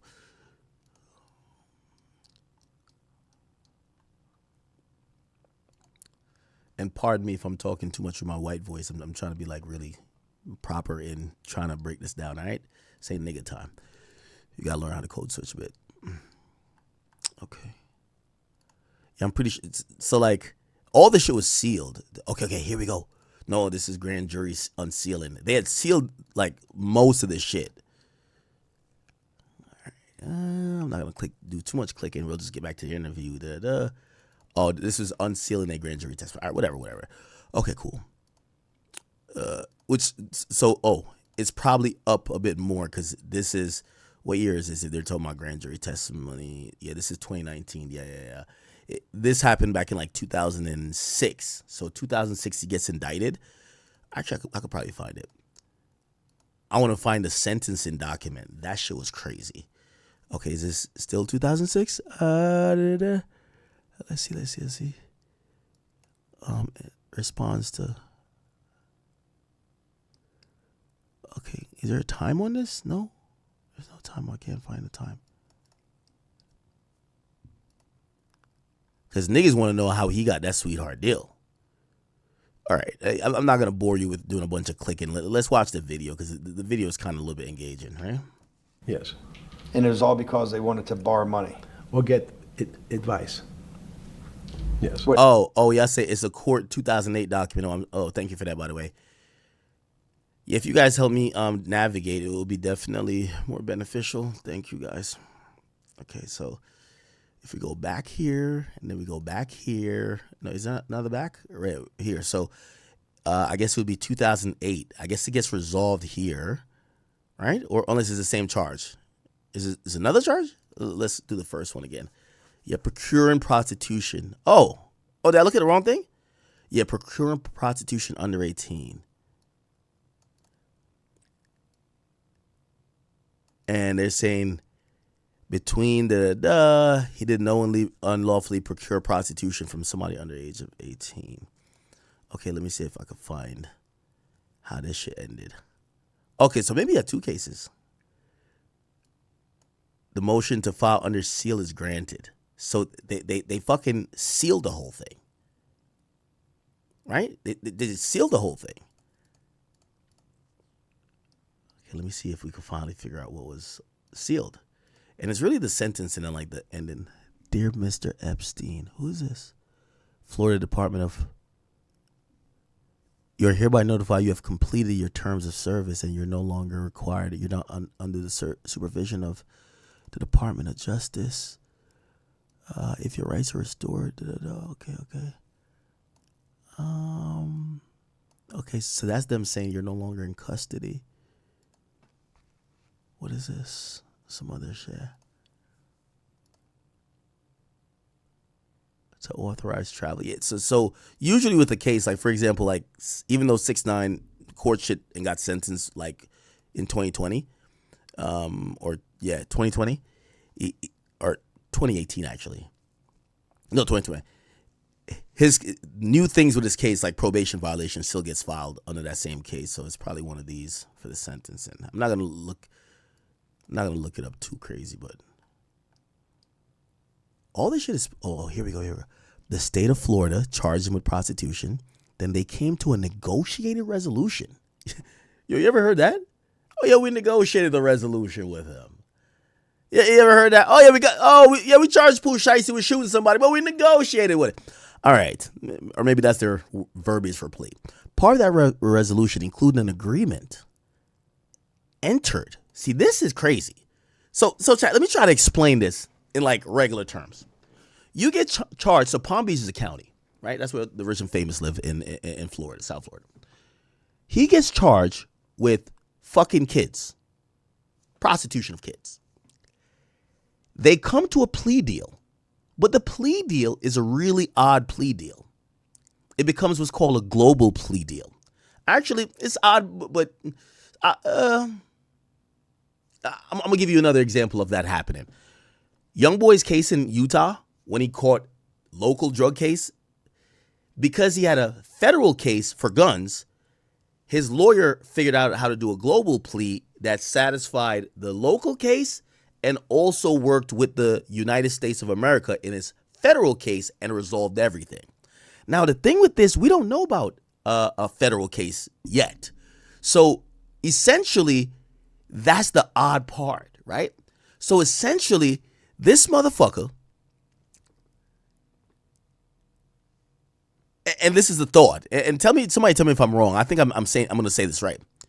He gets caught by a county, and as part of the plea deal, he signs a deal with the United States of America, supposedly that they can't prosecute him for nothing. So he basically, like, it's almost like wiping your slate clean before you even get charged.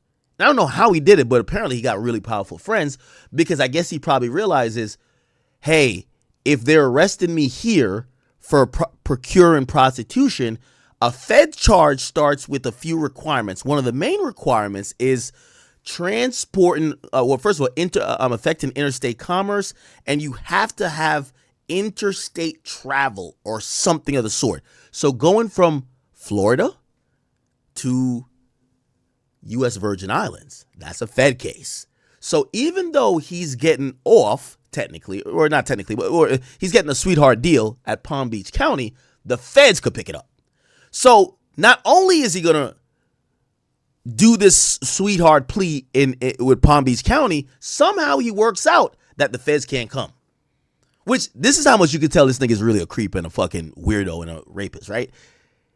They basically catch his hand in the cookie jar, give him the lightest sentence ever. They signed something to say, we won't even come get you. You probably did mad shit, but we won't come get you for it. Just don't do it again. This fucking creep did it mad more times. And that's how he got busted, right? So look, they came to the state of Florida, remember that state charges, came to an agreement with, and then part of the agreement he entered with the United States of America, which is feds. At the plea conference in state court, he pled guilty to the state charges. At the plea conference, the agreement between Mr. Epstein and the United States were made part of a court record. That agreement was sealed in 2 separate filings. I got to see that.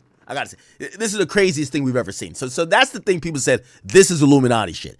This is how we know he got somebody who's powerful in the government. He got them on 4K video getting a dick sucked by a 14-year-old. Facts. Because how the hell do you have an agreement? I got to find it. I know I'm about to do a bunch of clicking, but I got to find it. Nobody's ever seen this shit before. This is why they believe that it's powerful niggas who told their Department of Justice at the time, sign that shit. By the way, let me figure this out too. Hold on. This is 2009. Okay, so this is around 2009. Okay, 2009. This is all important, chat. This is all important. I know y'all probably like, yo, Ack, we're so fucking tired of you. Chat, please. This is great work. What am I looking up? So this is how it worked federally. The top lawyer in the land is a U.S. Attorney General. The administration basically sets the agenda. The Congress, Senate, and House of Representatives, they set the laws. The Supreme Court and all federal courts interpret the law. And that's how it works. So if I'm looking who to look up to see where the Illuminati shit is. So if he gets in trouble in the state, this is 2000. What? When are you getting the plea? 2009. Let's figure out who is the U.S. Attorney General. So for you to get that deal with the feds, that means the U.S. Attorney General, who controls, pretty much controls the Department of Justice, right? I got to make sure I'm saying all the things I'm saying right. U.S. Attorney General controls DOJ, right? Am I right? Yeah, it's the head of the DOJ. Okay, good. I know. Okay, so the U.S. Attorney General, right? So who Trump's pick, I think Pam Bondi still U.S. Attorney General. Who is current U.S. Attorney General? Pam Bondi, yeah. Okay, so for Epstein to get this deal, the Department of Justice has to agree with it. Who runs the Department of Justice? The U.S. Attorney General. Who does U.S. Attorney General report to? The president at the time. So if this is 2009, I feel like isn't that Barack? Wait, who is the president in 2009? Now, it's going to get a little tricky because Barack takes over in 2008. When was this deal kind of done? Even though they're saying that this proffer was, or not proffer, well, I guess it is proffer. It was done supposedly in these secret meetings, right? They came to the state of Florida, in the United States, whatever. Did they give a time on this? Yeah. Okay, we're just going to assume that it's 2009, right? A hearing was 2009, right?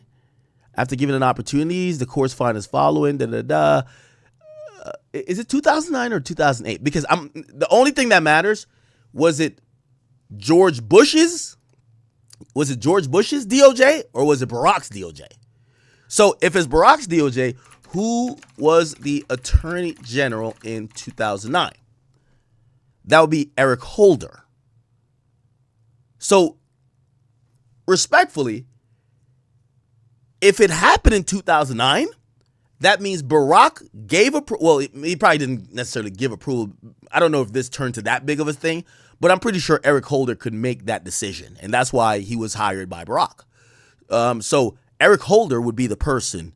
Let me see, Eric Holder Epstein. Let's look up that Eric Holder Epstein. Wow, this is where you get down like some Netflix shit. You ever watch some of these Netflix things and be like, nah, I could never have your eye, nigga. Former, they got brought in front of the House committee. Okay.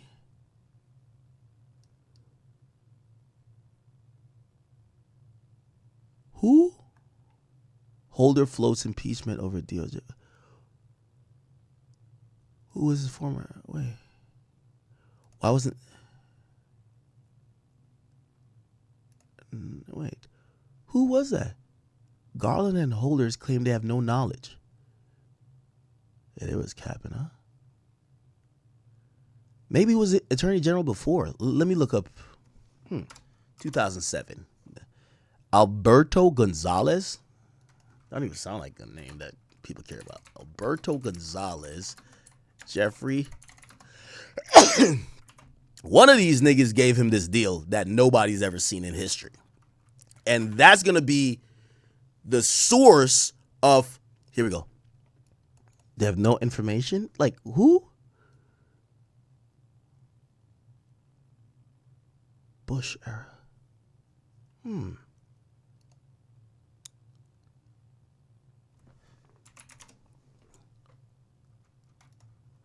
Attorney General speaks.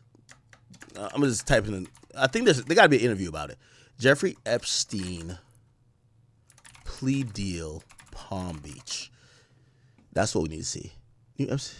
Okay, here we go. Well, all of this is renewing questions about how the late child predator avoided prison time here in Palm Beach County. Long before Epstein was arrested on federal sex trafficking charges in New York, his criminal case began here in Palm Beach and ended with a deal that remains one of the most controversial plea agreements in criminal justice history. This video that's showing the raid on the Palm Beach home back in 2005 as part of the original investigation after a 14-year-old girl had reported being sexually abused. Palm Beach police, they built the case involving dozens of local underage victims, but in 2008, Epstein avoided trial by pleading to a lesser state charge, serving just 13 months in jail with work release. Victims were never told about that deal, which also... That was also the thing where people are saying, what? They said the victims were never told about the deal. That is a problem. That is the problem. Somebody says the Florida AG. No, it has to be someone from the Department of Justice. They said with the United States of America. United States of America is feds. State is state. United States of America is feds. Okay? So Palm Beach, right? That DA, right? That DA, and by the way, there is a state attorney, but that DA within that county, Palm Beach, maybe they got to consult the state attorney, but they're giving a plea deal. They're giving a plea deal. They do deals like this all the time. They're not calling the state attorney for everything. Fonnie Willis is not calling. Look, who is the state attorney for Georgia? Fonnie Willis ain't calling this nigga before he charged YSL. No, it's her county. She could do what she wants. Now, granted, if it's something that has statewide implications, he will be involved. But other than that, Fonnie Willis, who's a district attorney, and she controls her county, Fulton County, she gonna charge whoever the fuck she wants. Who is the district attorney of Georgia? Not Georgia. Fulton County, actually. Fulton County. Fonnie Willis, All right, anyway. Also protected unnamed associates of Epstein's. Attorney Spencer Kuvan, he represented several of the Epstein victims, talked to us tonight. Okay, so basically, Epstein, who gave that deal? When people hear about these Epstein files, a lot of people expect some shocking new revelations from a legal standpoint. What do you think these documents are actually expected to show? I think a lot of these documents are going to show more of the similar material that we've seen so far. By that, what I mean is you're going to see a lot of legal documents. You're going to see, whether it be government or... Well, all of okay, let me. I want to fast track to it. And then I'm going to get back to his shit too, though. Here we go. Oh. Happened to them. Have accused of having sex. To me, they will be discredited. They will be denied. It will be, fake news. It'll be questioned time and time again. We've seen that for the last 20 years. These victims have been. Okay, so there's a guy named Acosta. News legal analyst Ricky. But I think Acosta, what's this guy's name? Acosta Epstein. Acosta Epstein. I know I'm going down a rabbit hole right here, Chad. I know some of y'all are going to be upset with me. So Acosta, Alexander Acosta, he was the assistant. Oh, he's the guy who gave it. Yes. So it was under George Bush. So here we go. In 2005, they raided his house. Okay. In 2008, right when Obama is about to take over, right? And usually what happens here is even when, I don't know if you guys know, so Trump is going to get out of here in what year? He's going to get out of here in 28. Let's say the Democrats win. The Democrats don't want Pam Bondi. But they can't just fire her. I mean, they can, but essentially they're going to pick someone to replace her. And that person has to get, I think Attorney Generals get confirmed, which means they got to go through some hearings and shit like that. And it's like a super background check. Does Attorney Generals need Senate confirmation? Do they? Yes. Okay. So essentially, think about this, which is this. I'm gonna lie. If y'all are conspiracy theorists, this is gonna really pique your interest.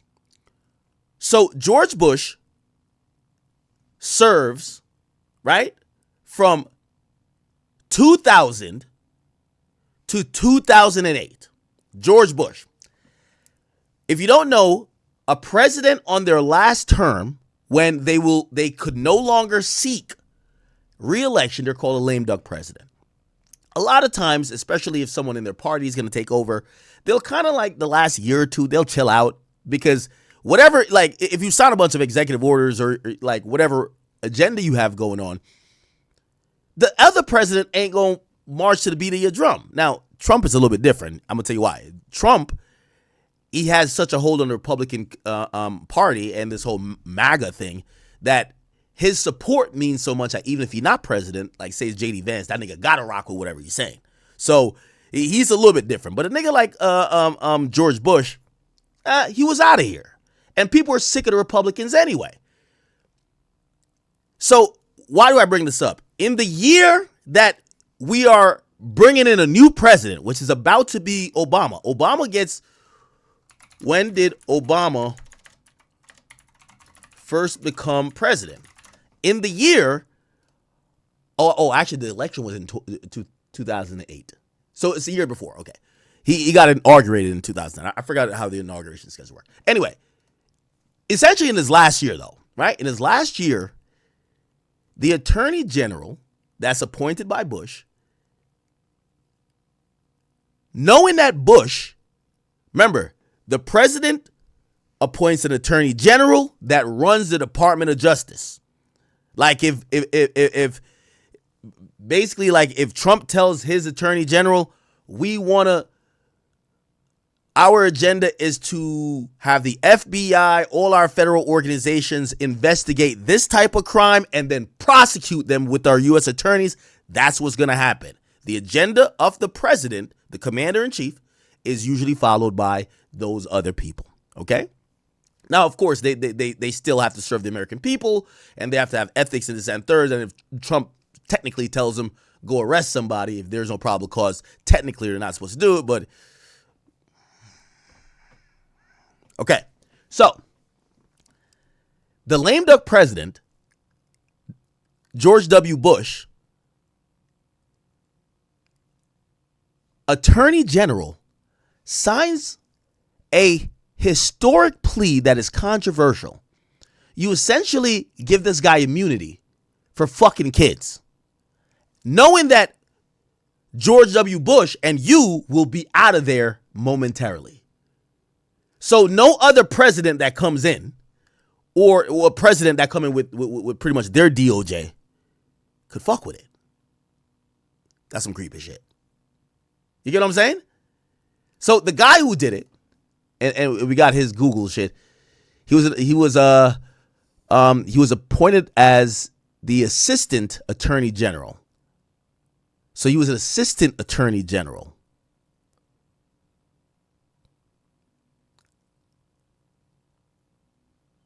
Ironically, Trump put him as the Secretary of Labor. I would think this nigga is either a creep or he friends with the creeps.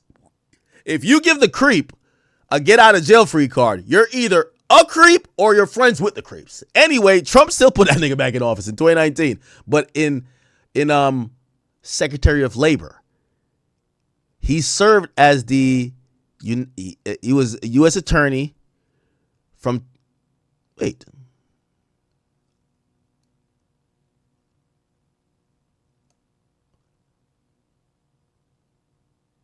Oh, he was a former, at that point, he was a former assistant U.S. Attorney General for the Civil Rights Division. So he used to work for the Attorney General. This is kind of a weird ass deal. He wasn't even an assistant attorney general then. He was just a U.S. attorney. So he's a U.S. attorney. Okay.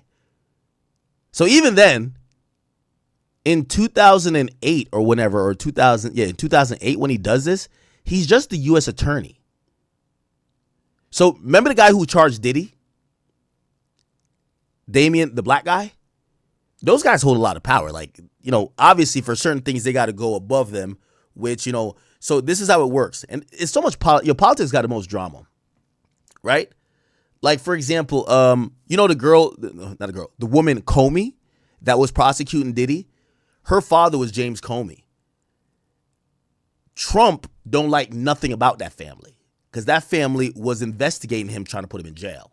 So when Trump got back in office, they fired her ass before. They're like, get her out of here, man. They got her out of there. But it kind of shows, and I don't know if, I'm like being mad convoluting here with how I'm speaking. It kind of shows not only drama that happens in politics and outside of like the hip hop world, which we usually stay in. It kind of shows that, bro, a lot of times when it comes to like law and order, it's about who you cool with and who's in power, right? Who you cool with and who's in power. The nigga you cool with is in power, you good. The nigga you not cool with is in power, you're fucked. You get what I'm saying? All right, bet. So cool. So now we kind of figure out who it was. Let me listen to this nigga right here. So he was the U.S. attorney at the time, but he was also a former U.S. attorney general. No, a former assistant U.S. attorney general. My bad. But he was working. How many assistant attorney generals are there? That's interesting to know. There's 11. Oh, wow. There's 11? AAGs, okay. So they're the step up before this one guy who reports straight to the president. So we have the attorney, so we have Donald Trump. I'm going to give you a hierarchy here. So Donald Trump, he controls, the attorney general. He's the executive branch. Donald Trump, attorney general, that's basically a United States lawyer. They have a bunch of assistant attorney generals. They have 11. And then from the 11 assistant attorney generals, you're going to get a bunch of U.S. attorneys for each state and for each district in each state or federal district in each state. So, okay. All right, bet. And then there's going to be in specific state, there could be, right? I got to make sure I'm right on this. Yeah, he was a U.S. attorney, not a state attorney. Okay, bet. Not a state or assistant state attorney general. All right, cool. All right, bet. Let's hear why this nigga gave him the deal. Kleeman is with us. Ricky, you've prosecuted sex crime cases with adults and children.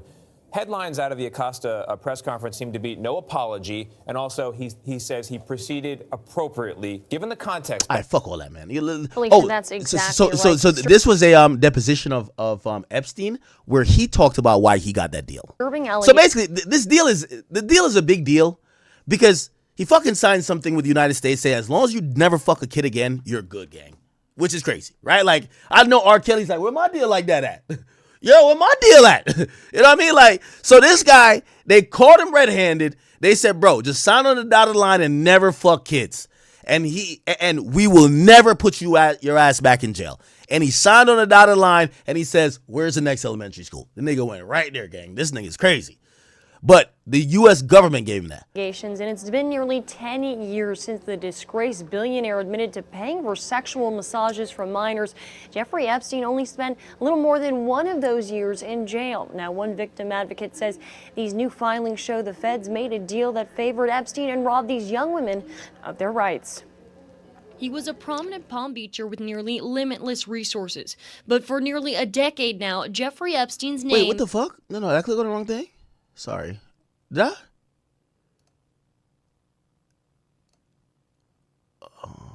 I'm gonna watch that after. I thought he said something to I thought I clicked on that. CBS News legal analyst Ricky Kleeman is with us. Ricky, you've prosecuted sex crime cases. Jeffrey Epstein had explained the deal. It was like in a Epstein explains sweetheart deal. There is a deposition of him. Here we go. This is depo. Oh, it's the same thing. Maybe I should just watch the depo. Like, Jesus Christ. Felicia, that's deeply on state right until this month. Okay, a few weeks ago, the prosecutors entered into an agreement without their knowledge, and then. So this is also very odd. So usually, if hopefully I've never been a victim of a crime, but when you're a victim of a crime, there is a lot of victim laws on the books that say you have a right to know. They have to notify you. It's kind of like even, hopefully you guys never been in a domestic situation or whatever, but they have to notify you if you're the victim. if the person that supposedly did something to you, if they're arrested, if they're released, they got to give you information about the case. You are entitled to it. In this particular case, the nigga fucks the kids, allegedly. Well, not allegedly. I don't know exactly what the details were, but it was about procuring prostitution from kids. And he and the mothers of the kids did not get told about the plea. It was just like nobody cared. Then covered it up until just days before Epstein entered his plea in court. Records show in a 2007 interview, Jane Doe told federal agents, quote, "I hope nothing happens to Jeffrey because he's an awesome man and it would really be a shame." The interview was conducted in front of an attorney on Epstein's bankroll. I think it shows that Jeffrey Epstein tried. Oh, Jeffrey was paying for the lawyers for the prosecution girls. Agreement in Oh, all right. We might have to watch this after. Okay, cool. So let me just play this Acosta thing. An hour. And after this, I'm going back to that main interview, and then I think we're going to wrap it. We still got mad other topics. We got to talk about Kanye and J. Cole. Today, the U.S. Secretary that we proceeded. Okay, so this is the guy who gave the deal, right? I'm thinking he's a little bit creepy already. Like, come on now, bro. Here we go. Unusually lenient. Earlier this week, federal prosecutors in New York brought new charges of sex trafficking against Epstein. Today, Acosta defended his handling of the 2008 case. We believe that we proceeded appropriately, that based on the evidence, and not just my opinion, but I've shared the affidavit, based on the evidence, there was value to getting a guilty plea and having him register. So also he did register as a sex offender, I believe. I understand what the victims say, and I'm not here to try to say that I can stand in their shoes or that I can address their concerns. I'm here to say we did what we did because we wanted to see Epstein go to jail. He needed to go to jail.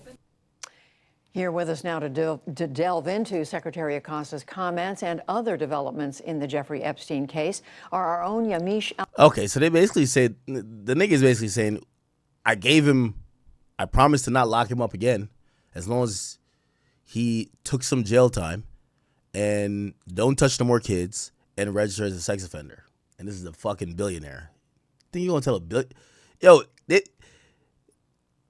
Diddy was being investigated for all them drugs. Diddy had the freak off supplies when he got locked up. Like, you would think that, yo, Diddy, they're investigating you for a freak off, baby oil and shit like that. Maybe you don't want to have it when they lock you up. The nigga had all that shit there, bro.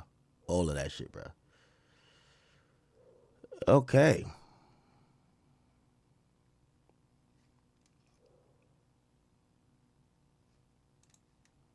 Oh, shit. All right, there's a little bit more here. Exchange. All right, cool. We could close that. Is it this? No. Is it this? Yeah. Where they get advice to go long. Yes, You're telling me is this time to buy? You're telling me in solitary confinement they're interested in going long. Yeah. They want to know what does that say stocks- about human nature? Well, what I think the people find, one of the reasons they wanted to keep me in solitary confinement was they're afraid that everybody would want to know which stocks to buy. But what happened was, after this crisis, now it's on the front page of every newspaper. I don't want to lose this day. Sorry. When you first heard that, was it Bear Stearns had been kicked into bankruptcy? What, 6 months before? Okay, no, chat. this is the same time. Now, there is some, this is some spicy shit, chat. Watch this. Oh, my God. Now, I'm going to be honest with you. Let me give a little bit of my opinion. I do want to leave a lot of things open-ended for you guys to, and I want to use allegedly and also say that, give the context, because some of this stuff might be true and some of this stuff might be a little bit BS, right? Especially, like, we read this in the mention, the Pusha T and Jay-Z thing. Could be real, could be BS. And the reason why I say could be real, could be BS, this is a thing from a crisis tip line. Like, there's not much follow-up other than somebody saying it. And also, when asked if you want to give her your address that we could follow up with you in this and third, she said no, right? So this is a little bit, do you believe it or you're not? Now, again, apparently, and I'm seeing people send me stuff here. This ain't the first time or the only time Jay-Z supposedly mentioned. This is, to me, the most important part right here, Chad. Oh, man. Look at this. So, okay. Wait, fuck. Watch this. And I wonder how y'all think about Jay-Z after this, okay? Now, what have I always told y'all about Jay-Z? I said this idea that Jay-Z is for black empowerment has always, in my opinion, been a myth. I think Jay-Z has always hit us with his cultural currency and told us, yo, listen, man, yo, they hating on the black man. They hating on us. And at the end of the day, he gets an opportunity. He gets a big check, and it's all about him.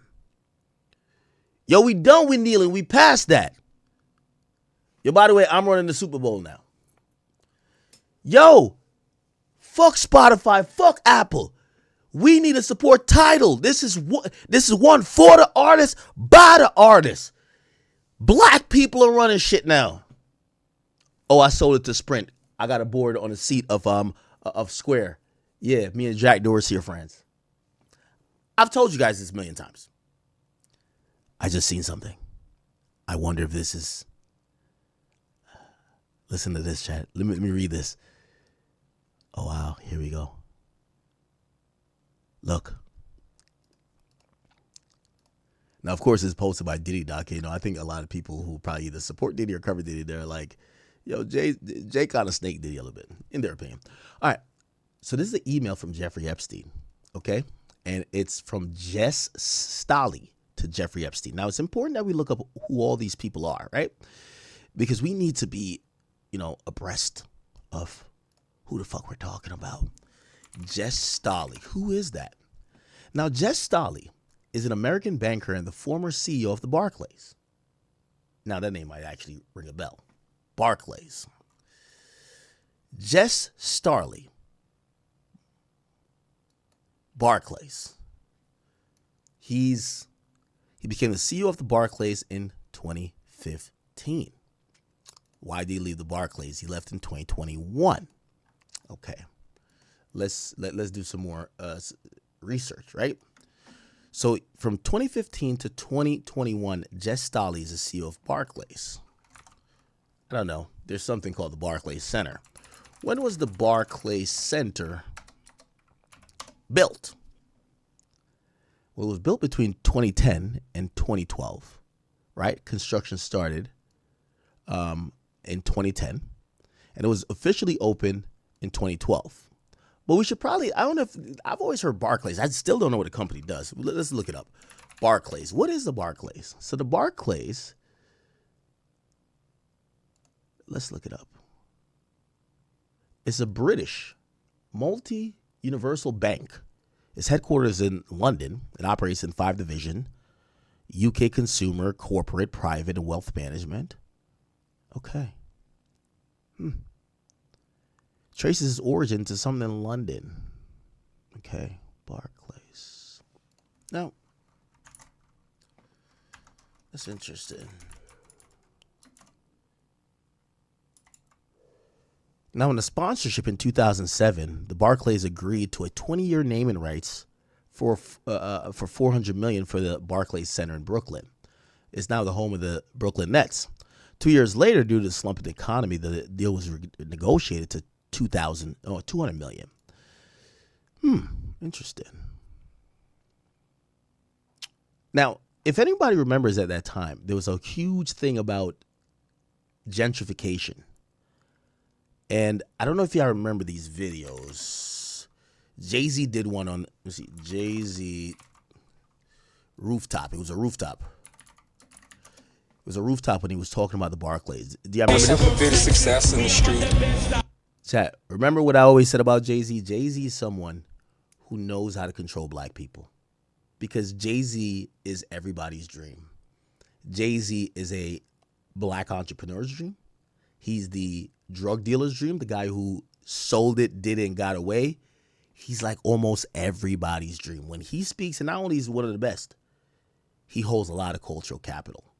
So, anyway, here we go. And we have a club in the Barclays Center, the 4040 Club. Now, we should look at the time. This is 2019 when this video came out. Right? Oh, was it 2019? I'm not too sure. Maybe the timing of this will make all sense to y'all, right? that looks right out onto 560 Station. You stand in the club right in the corner, I look.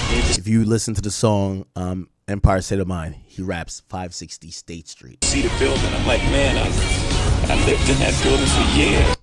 I've been on the roof. So Jay created these series of videos where I think he even goes on the subway, and when he goes on the subway, I think he sees like an old lady, and the old lady was like, the old lady didn't even know who he was, but Jay-Z even taking the train was like a movie in itself, right?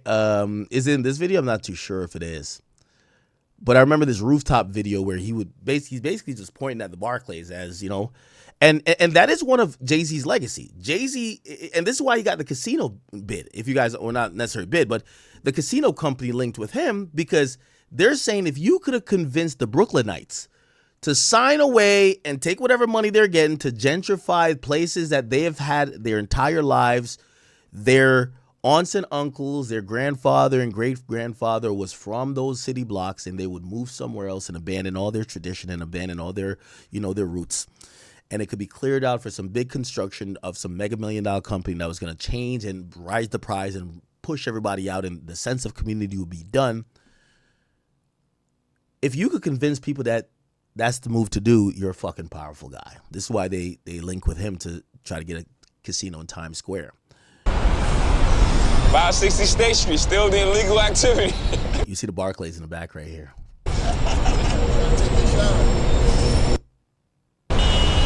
And that's what I'm saying. The 4040 Club is right. You see that little.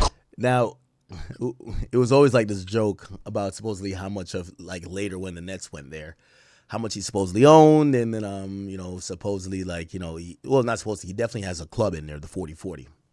Anyway, just interesting to know. But let's you know, apparently the Barclays naming rights, $400 million, Jay-Z Barclays. Interesting. So we know who Jess Stolley is now, right? That's the Barclays CEO at the time, right? They said, you want to know why we are not in Sao Paulo watching TV ads on the Super Bowl? It's all about hip blacks in hip cars with white women. The group that should be in the streets, they've been bought off by Jay-Z.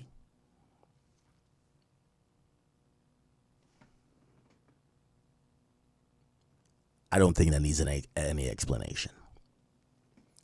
The CEOs, should I read it slower?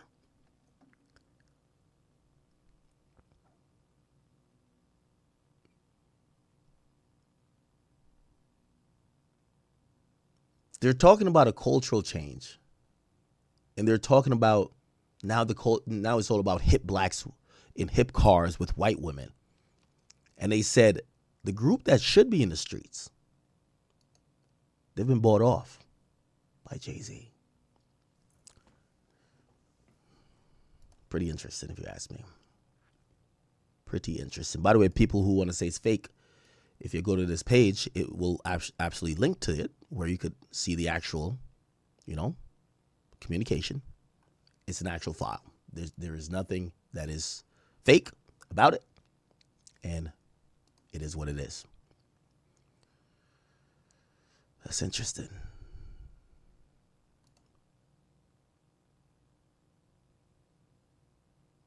Now, this is some more. Wow.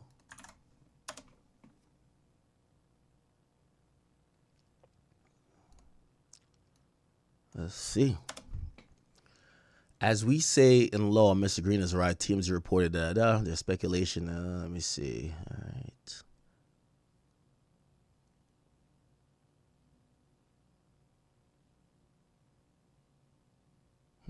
I don't know what this is. They mentioned Beyonce, but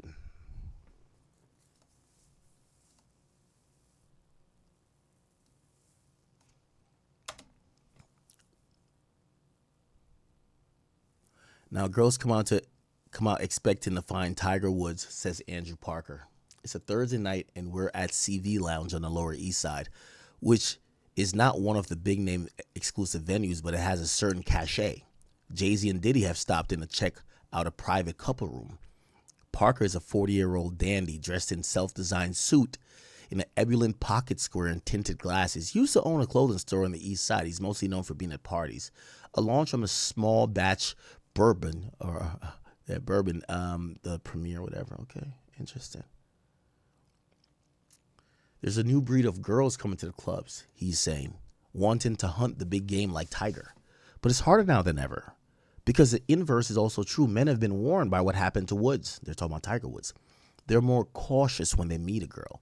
They don't give last name or occupations.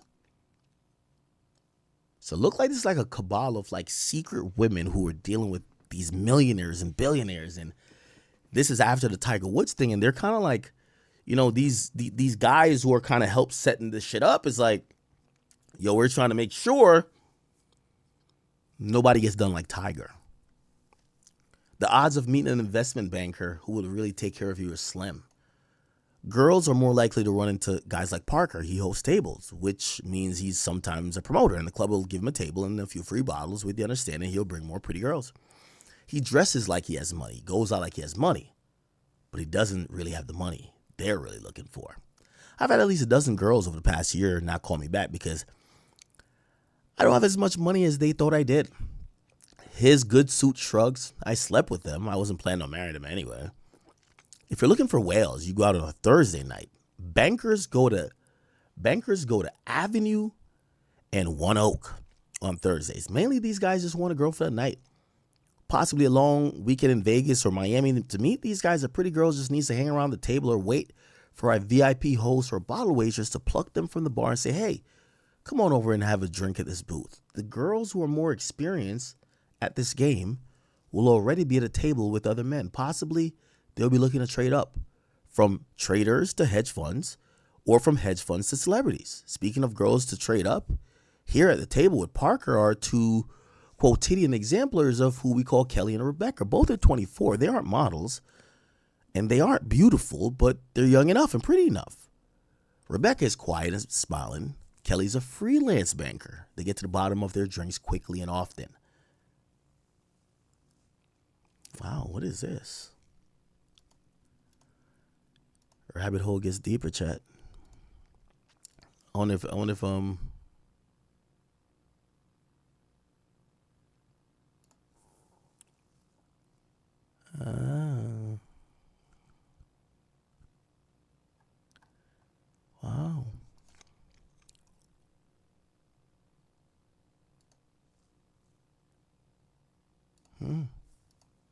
Interesting, chat.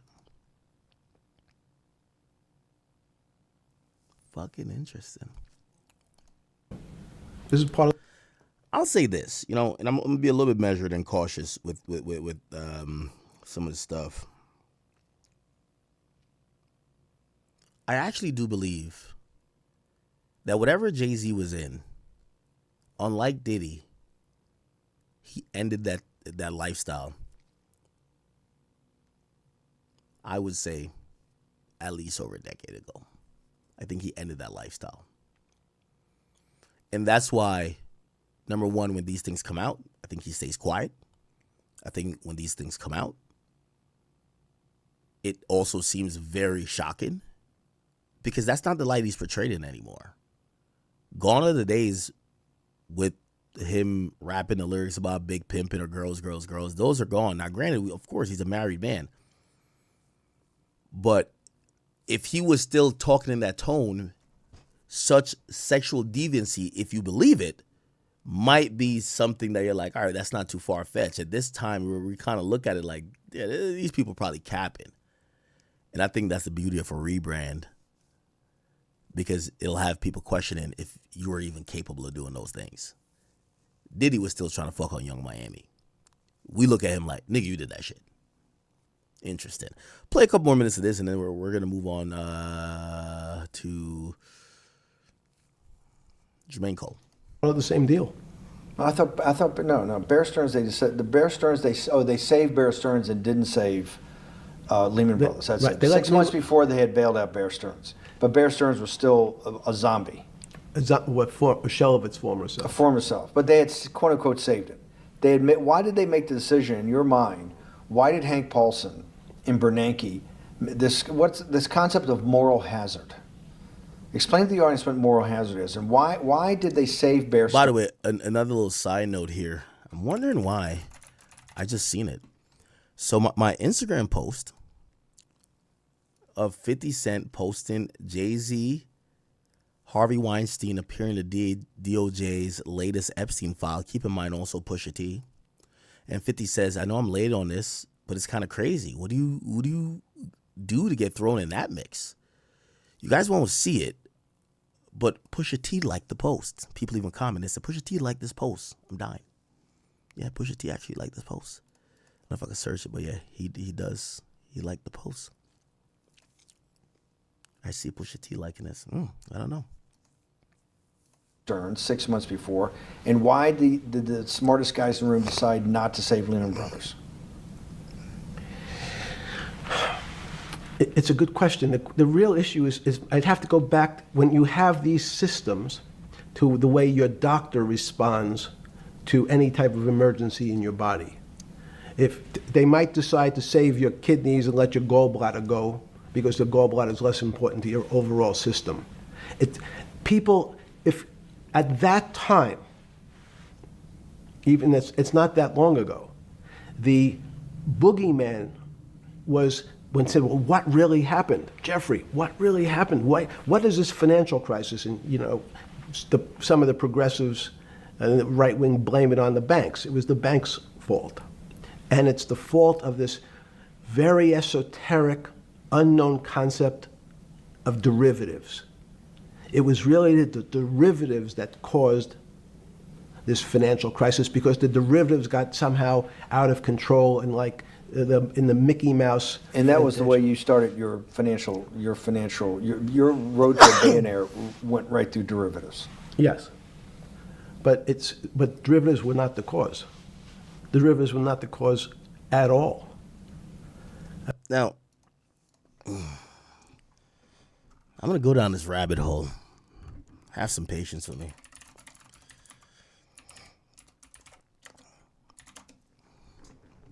By the way, everything we're saying here is not being stated as fact. And it's usually, not usually, but it's done in an investigatory manner. It's interesting to see. Now, there's a part of this theory that Jeffrey Epstein had these connections and also he was a spy. I know. Some of you might be like, nigga, what? Some people feel like he was a spy for Israel and that he was a asset. And allegedly there was rumors that Jeffrey Epstein was working with Mossad.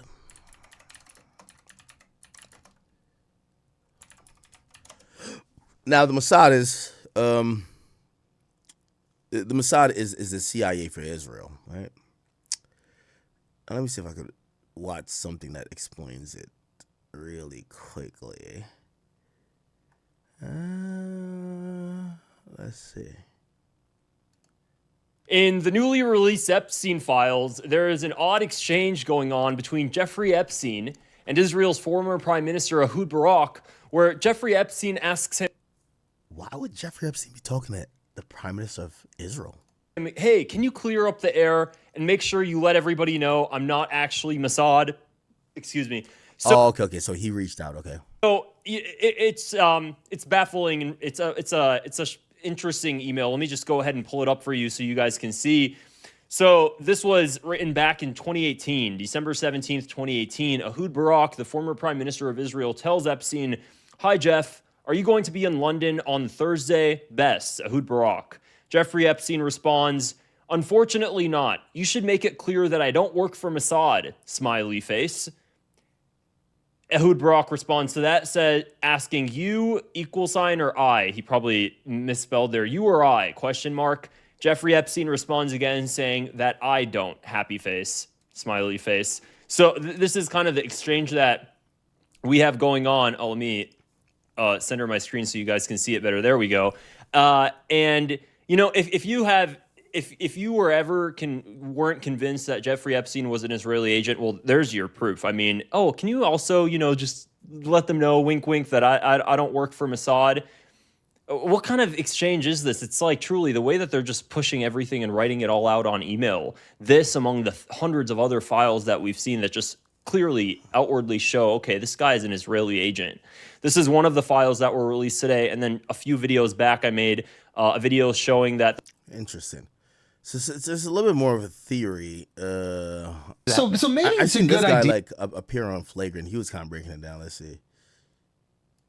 Intelligence connections Yes, himself. he certainly does, as would be a surprise to all of you, as do all of the storied families of the people who are connected to the most elite private schools here in New York City. So here we have a New York Times report from 2019. Jeffrey Epstein taught at Dalton. His behavior was noticed. And what they talk about specifically is that Epstein, even here in his early 20s, is already exhibiting the pedophile behavior that he becomes known for. He starts harassing a lot of young girls, and in the span of just 1 year, finds himself basically under investigation and departs under weird circumstances after teaching math here at the Dalton School. So the question is, why did Donald Barr hire Jeffrey Epstein, a person at the Dalton School, to teach math, but despite having no credentials, no college degree? I mean, you can't even get a job at a public school without a college degree and a teacher certification. Let me ask and you this is the first time we see it. Okay, so let me ask you this question. This is, and I think it's important to just give pushback so we kind of understand. Sure. I don't even want to call it pushback. My dad had a college degree. For the younger audience out there. So from that point forward, 1981, Epstein forms a company called IAG, the Intercontinental Assets Group. I'm going to read directly here from the description. He is a, quote, high-level bounty hunter who helps clients recover assets. This is the first entree into what will eventually sprawl as a global intelligence network, because a high-level bounty hunter who helps you recover money is not involved in, quote, legitimate business. What does that mean, recover money? Yeah, exactly. So it's in many cases, he eventually gets involved with people who are running Ponzi schemes and basically keeping and hiding money offshore. He sells himself, and it's very unclear because none of the records of this have ever really been released. But the description of high-level... Okay. It's just a really deep rabbit hole, right? It looks bleeding at the same time. What do I do first? I have to think about it as going to have people lend you money, though you are a subprime. The accounting firms, there's something in this country called GAAP accounting, which is a standard type. Yes. Normally we're This is the last interview you ever did at his house. Girl, and what every one of those mathematicians, Plotinus or Plotinus, Pythagoras, soulless. So out of our systems run from the lion or figure out a way not to be eaten, and my competition is a local African, I'm the one who's getting eaten because they have the intelligence to deal with their local environment. So it's just different. It's not better, it's not worse, but there's many differences amongst different types of people. And so people have different intelligences. And walk us through that. In 1978, I think it was, across the news wires, it forms a much broader category on things so that I can... The same way, right? That with the money I gave to help try to eradicate polio in Pakistan and India, instead of asking me whether that money should be given to these children for vaccines, I think you might want to ask their mothers who received the vaccine, who know their child now won't get polio, and ask them if Epstein should have helped these people. So that's another tactic by these guys. They used to give away a lot of money. So it would sometimes have the don't look a gift horse in his mouth effect. If we walked in, you're a mathematician. If we walked into that clinic where they're giving that money out to these people that are in the most dire straits of poverty and sickness, and told them that the money was coming from class 3 sexual predator? Tier 1. Was tier 1's the highest and worst? No, I'm the lowest. I'm the lowest. You're the lowest. Okay, tier 1, you're the lowest. But a criminal. Yes. That the money came from them. What percentage of people do you estimate? I understand you don't like probabilities. Do you estimate would say, I don't care, I want the money for my children? I would say everyone said, I want the money for my children. Did they know where the money came from? I think if you told him, if I told him the devil, 100%. the devil himself. The devil himself said, "I'm going to exchange some dollars for your child's life." Do you think you're the devil himself? No, but I do have a good mirror. It's a serious question. Do you think you're the devil himself? I don't know. Why would you say that? Because you have all the attributes. You're incredibly smart. You remember the devil is somebody knows. The devil's brilliant. You read Milton's Paradise Lost. No, the devil scares me. Satan is at the number 1 or 2 archangel, and the reason he goes to hell and leads the rebellion is because he can't be the top guy. And his thing is, I'd rather reign in hell than serve in heaven. I saw that in a movie once called American Dharma. I don't remember who said it. Okay, we have to go. Okay, good. Okay, that was good. Charm was one of the terms. It had a charm. It had a. You too. It's like an odd conversation because they're talking about financial stuff while they're like throwing in some moral and ethics questions and like him being in jail. He has an outfit change. The domino effect that by Thursday the financial system. They were a general. In some of the African countries, they might have been a disc jockey, or in our country, they would have been an actor. The knowledge of money isn't. They don't have expertise. They have no degrees in finance. They really, and this is one of the major problems. That's the way our system works. And so not only do world leaders not understand banking. And you're the financial genius here. I'm just a lowly. Yeah, I'm looking to see if there's any more on this topic. I think we're good on it. We've covered a lot on it. And I'm gonna leave it there. There's some still rabbit holes to go down, but we're just not gonna just go down every single rabbit hole. That could be its own stream. Okay.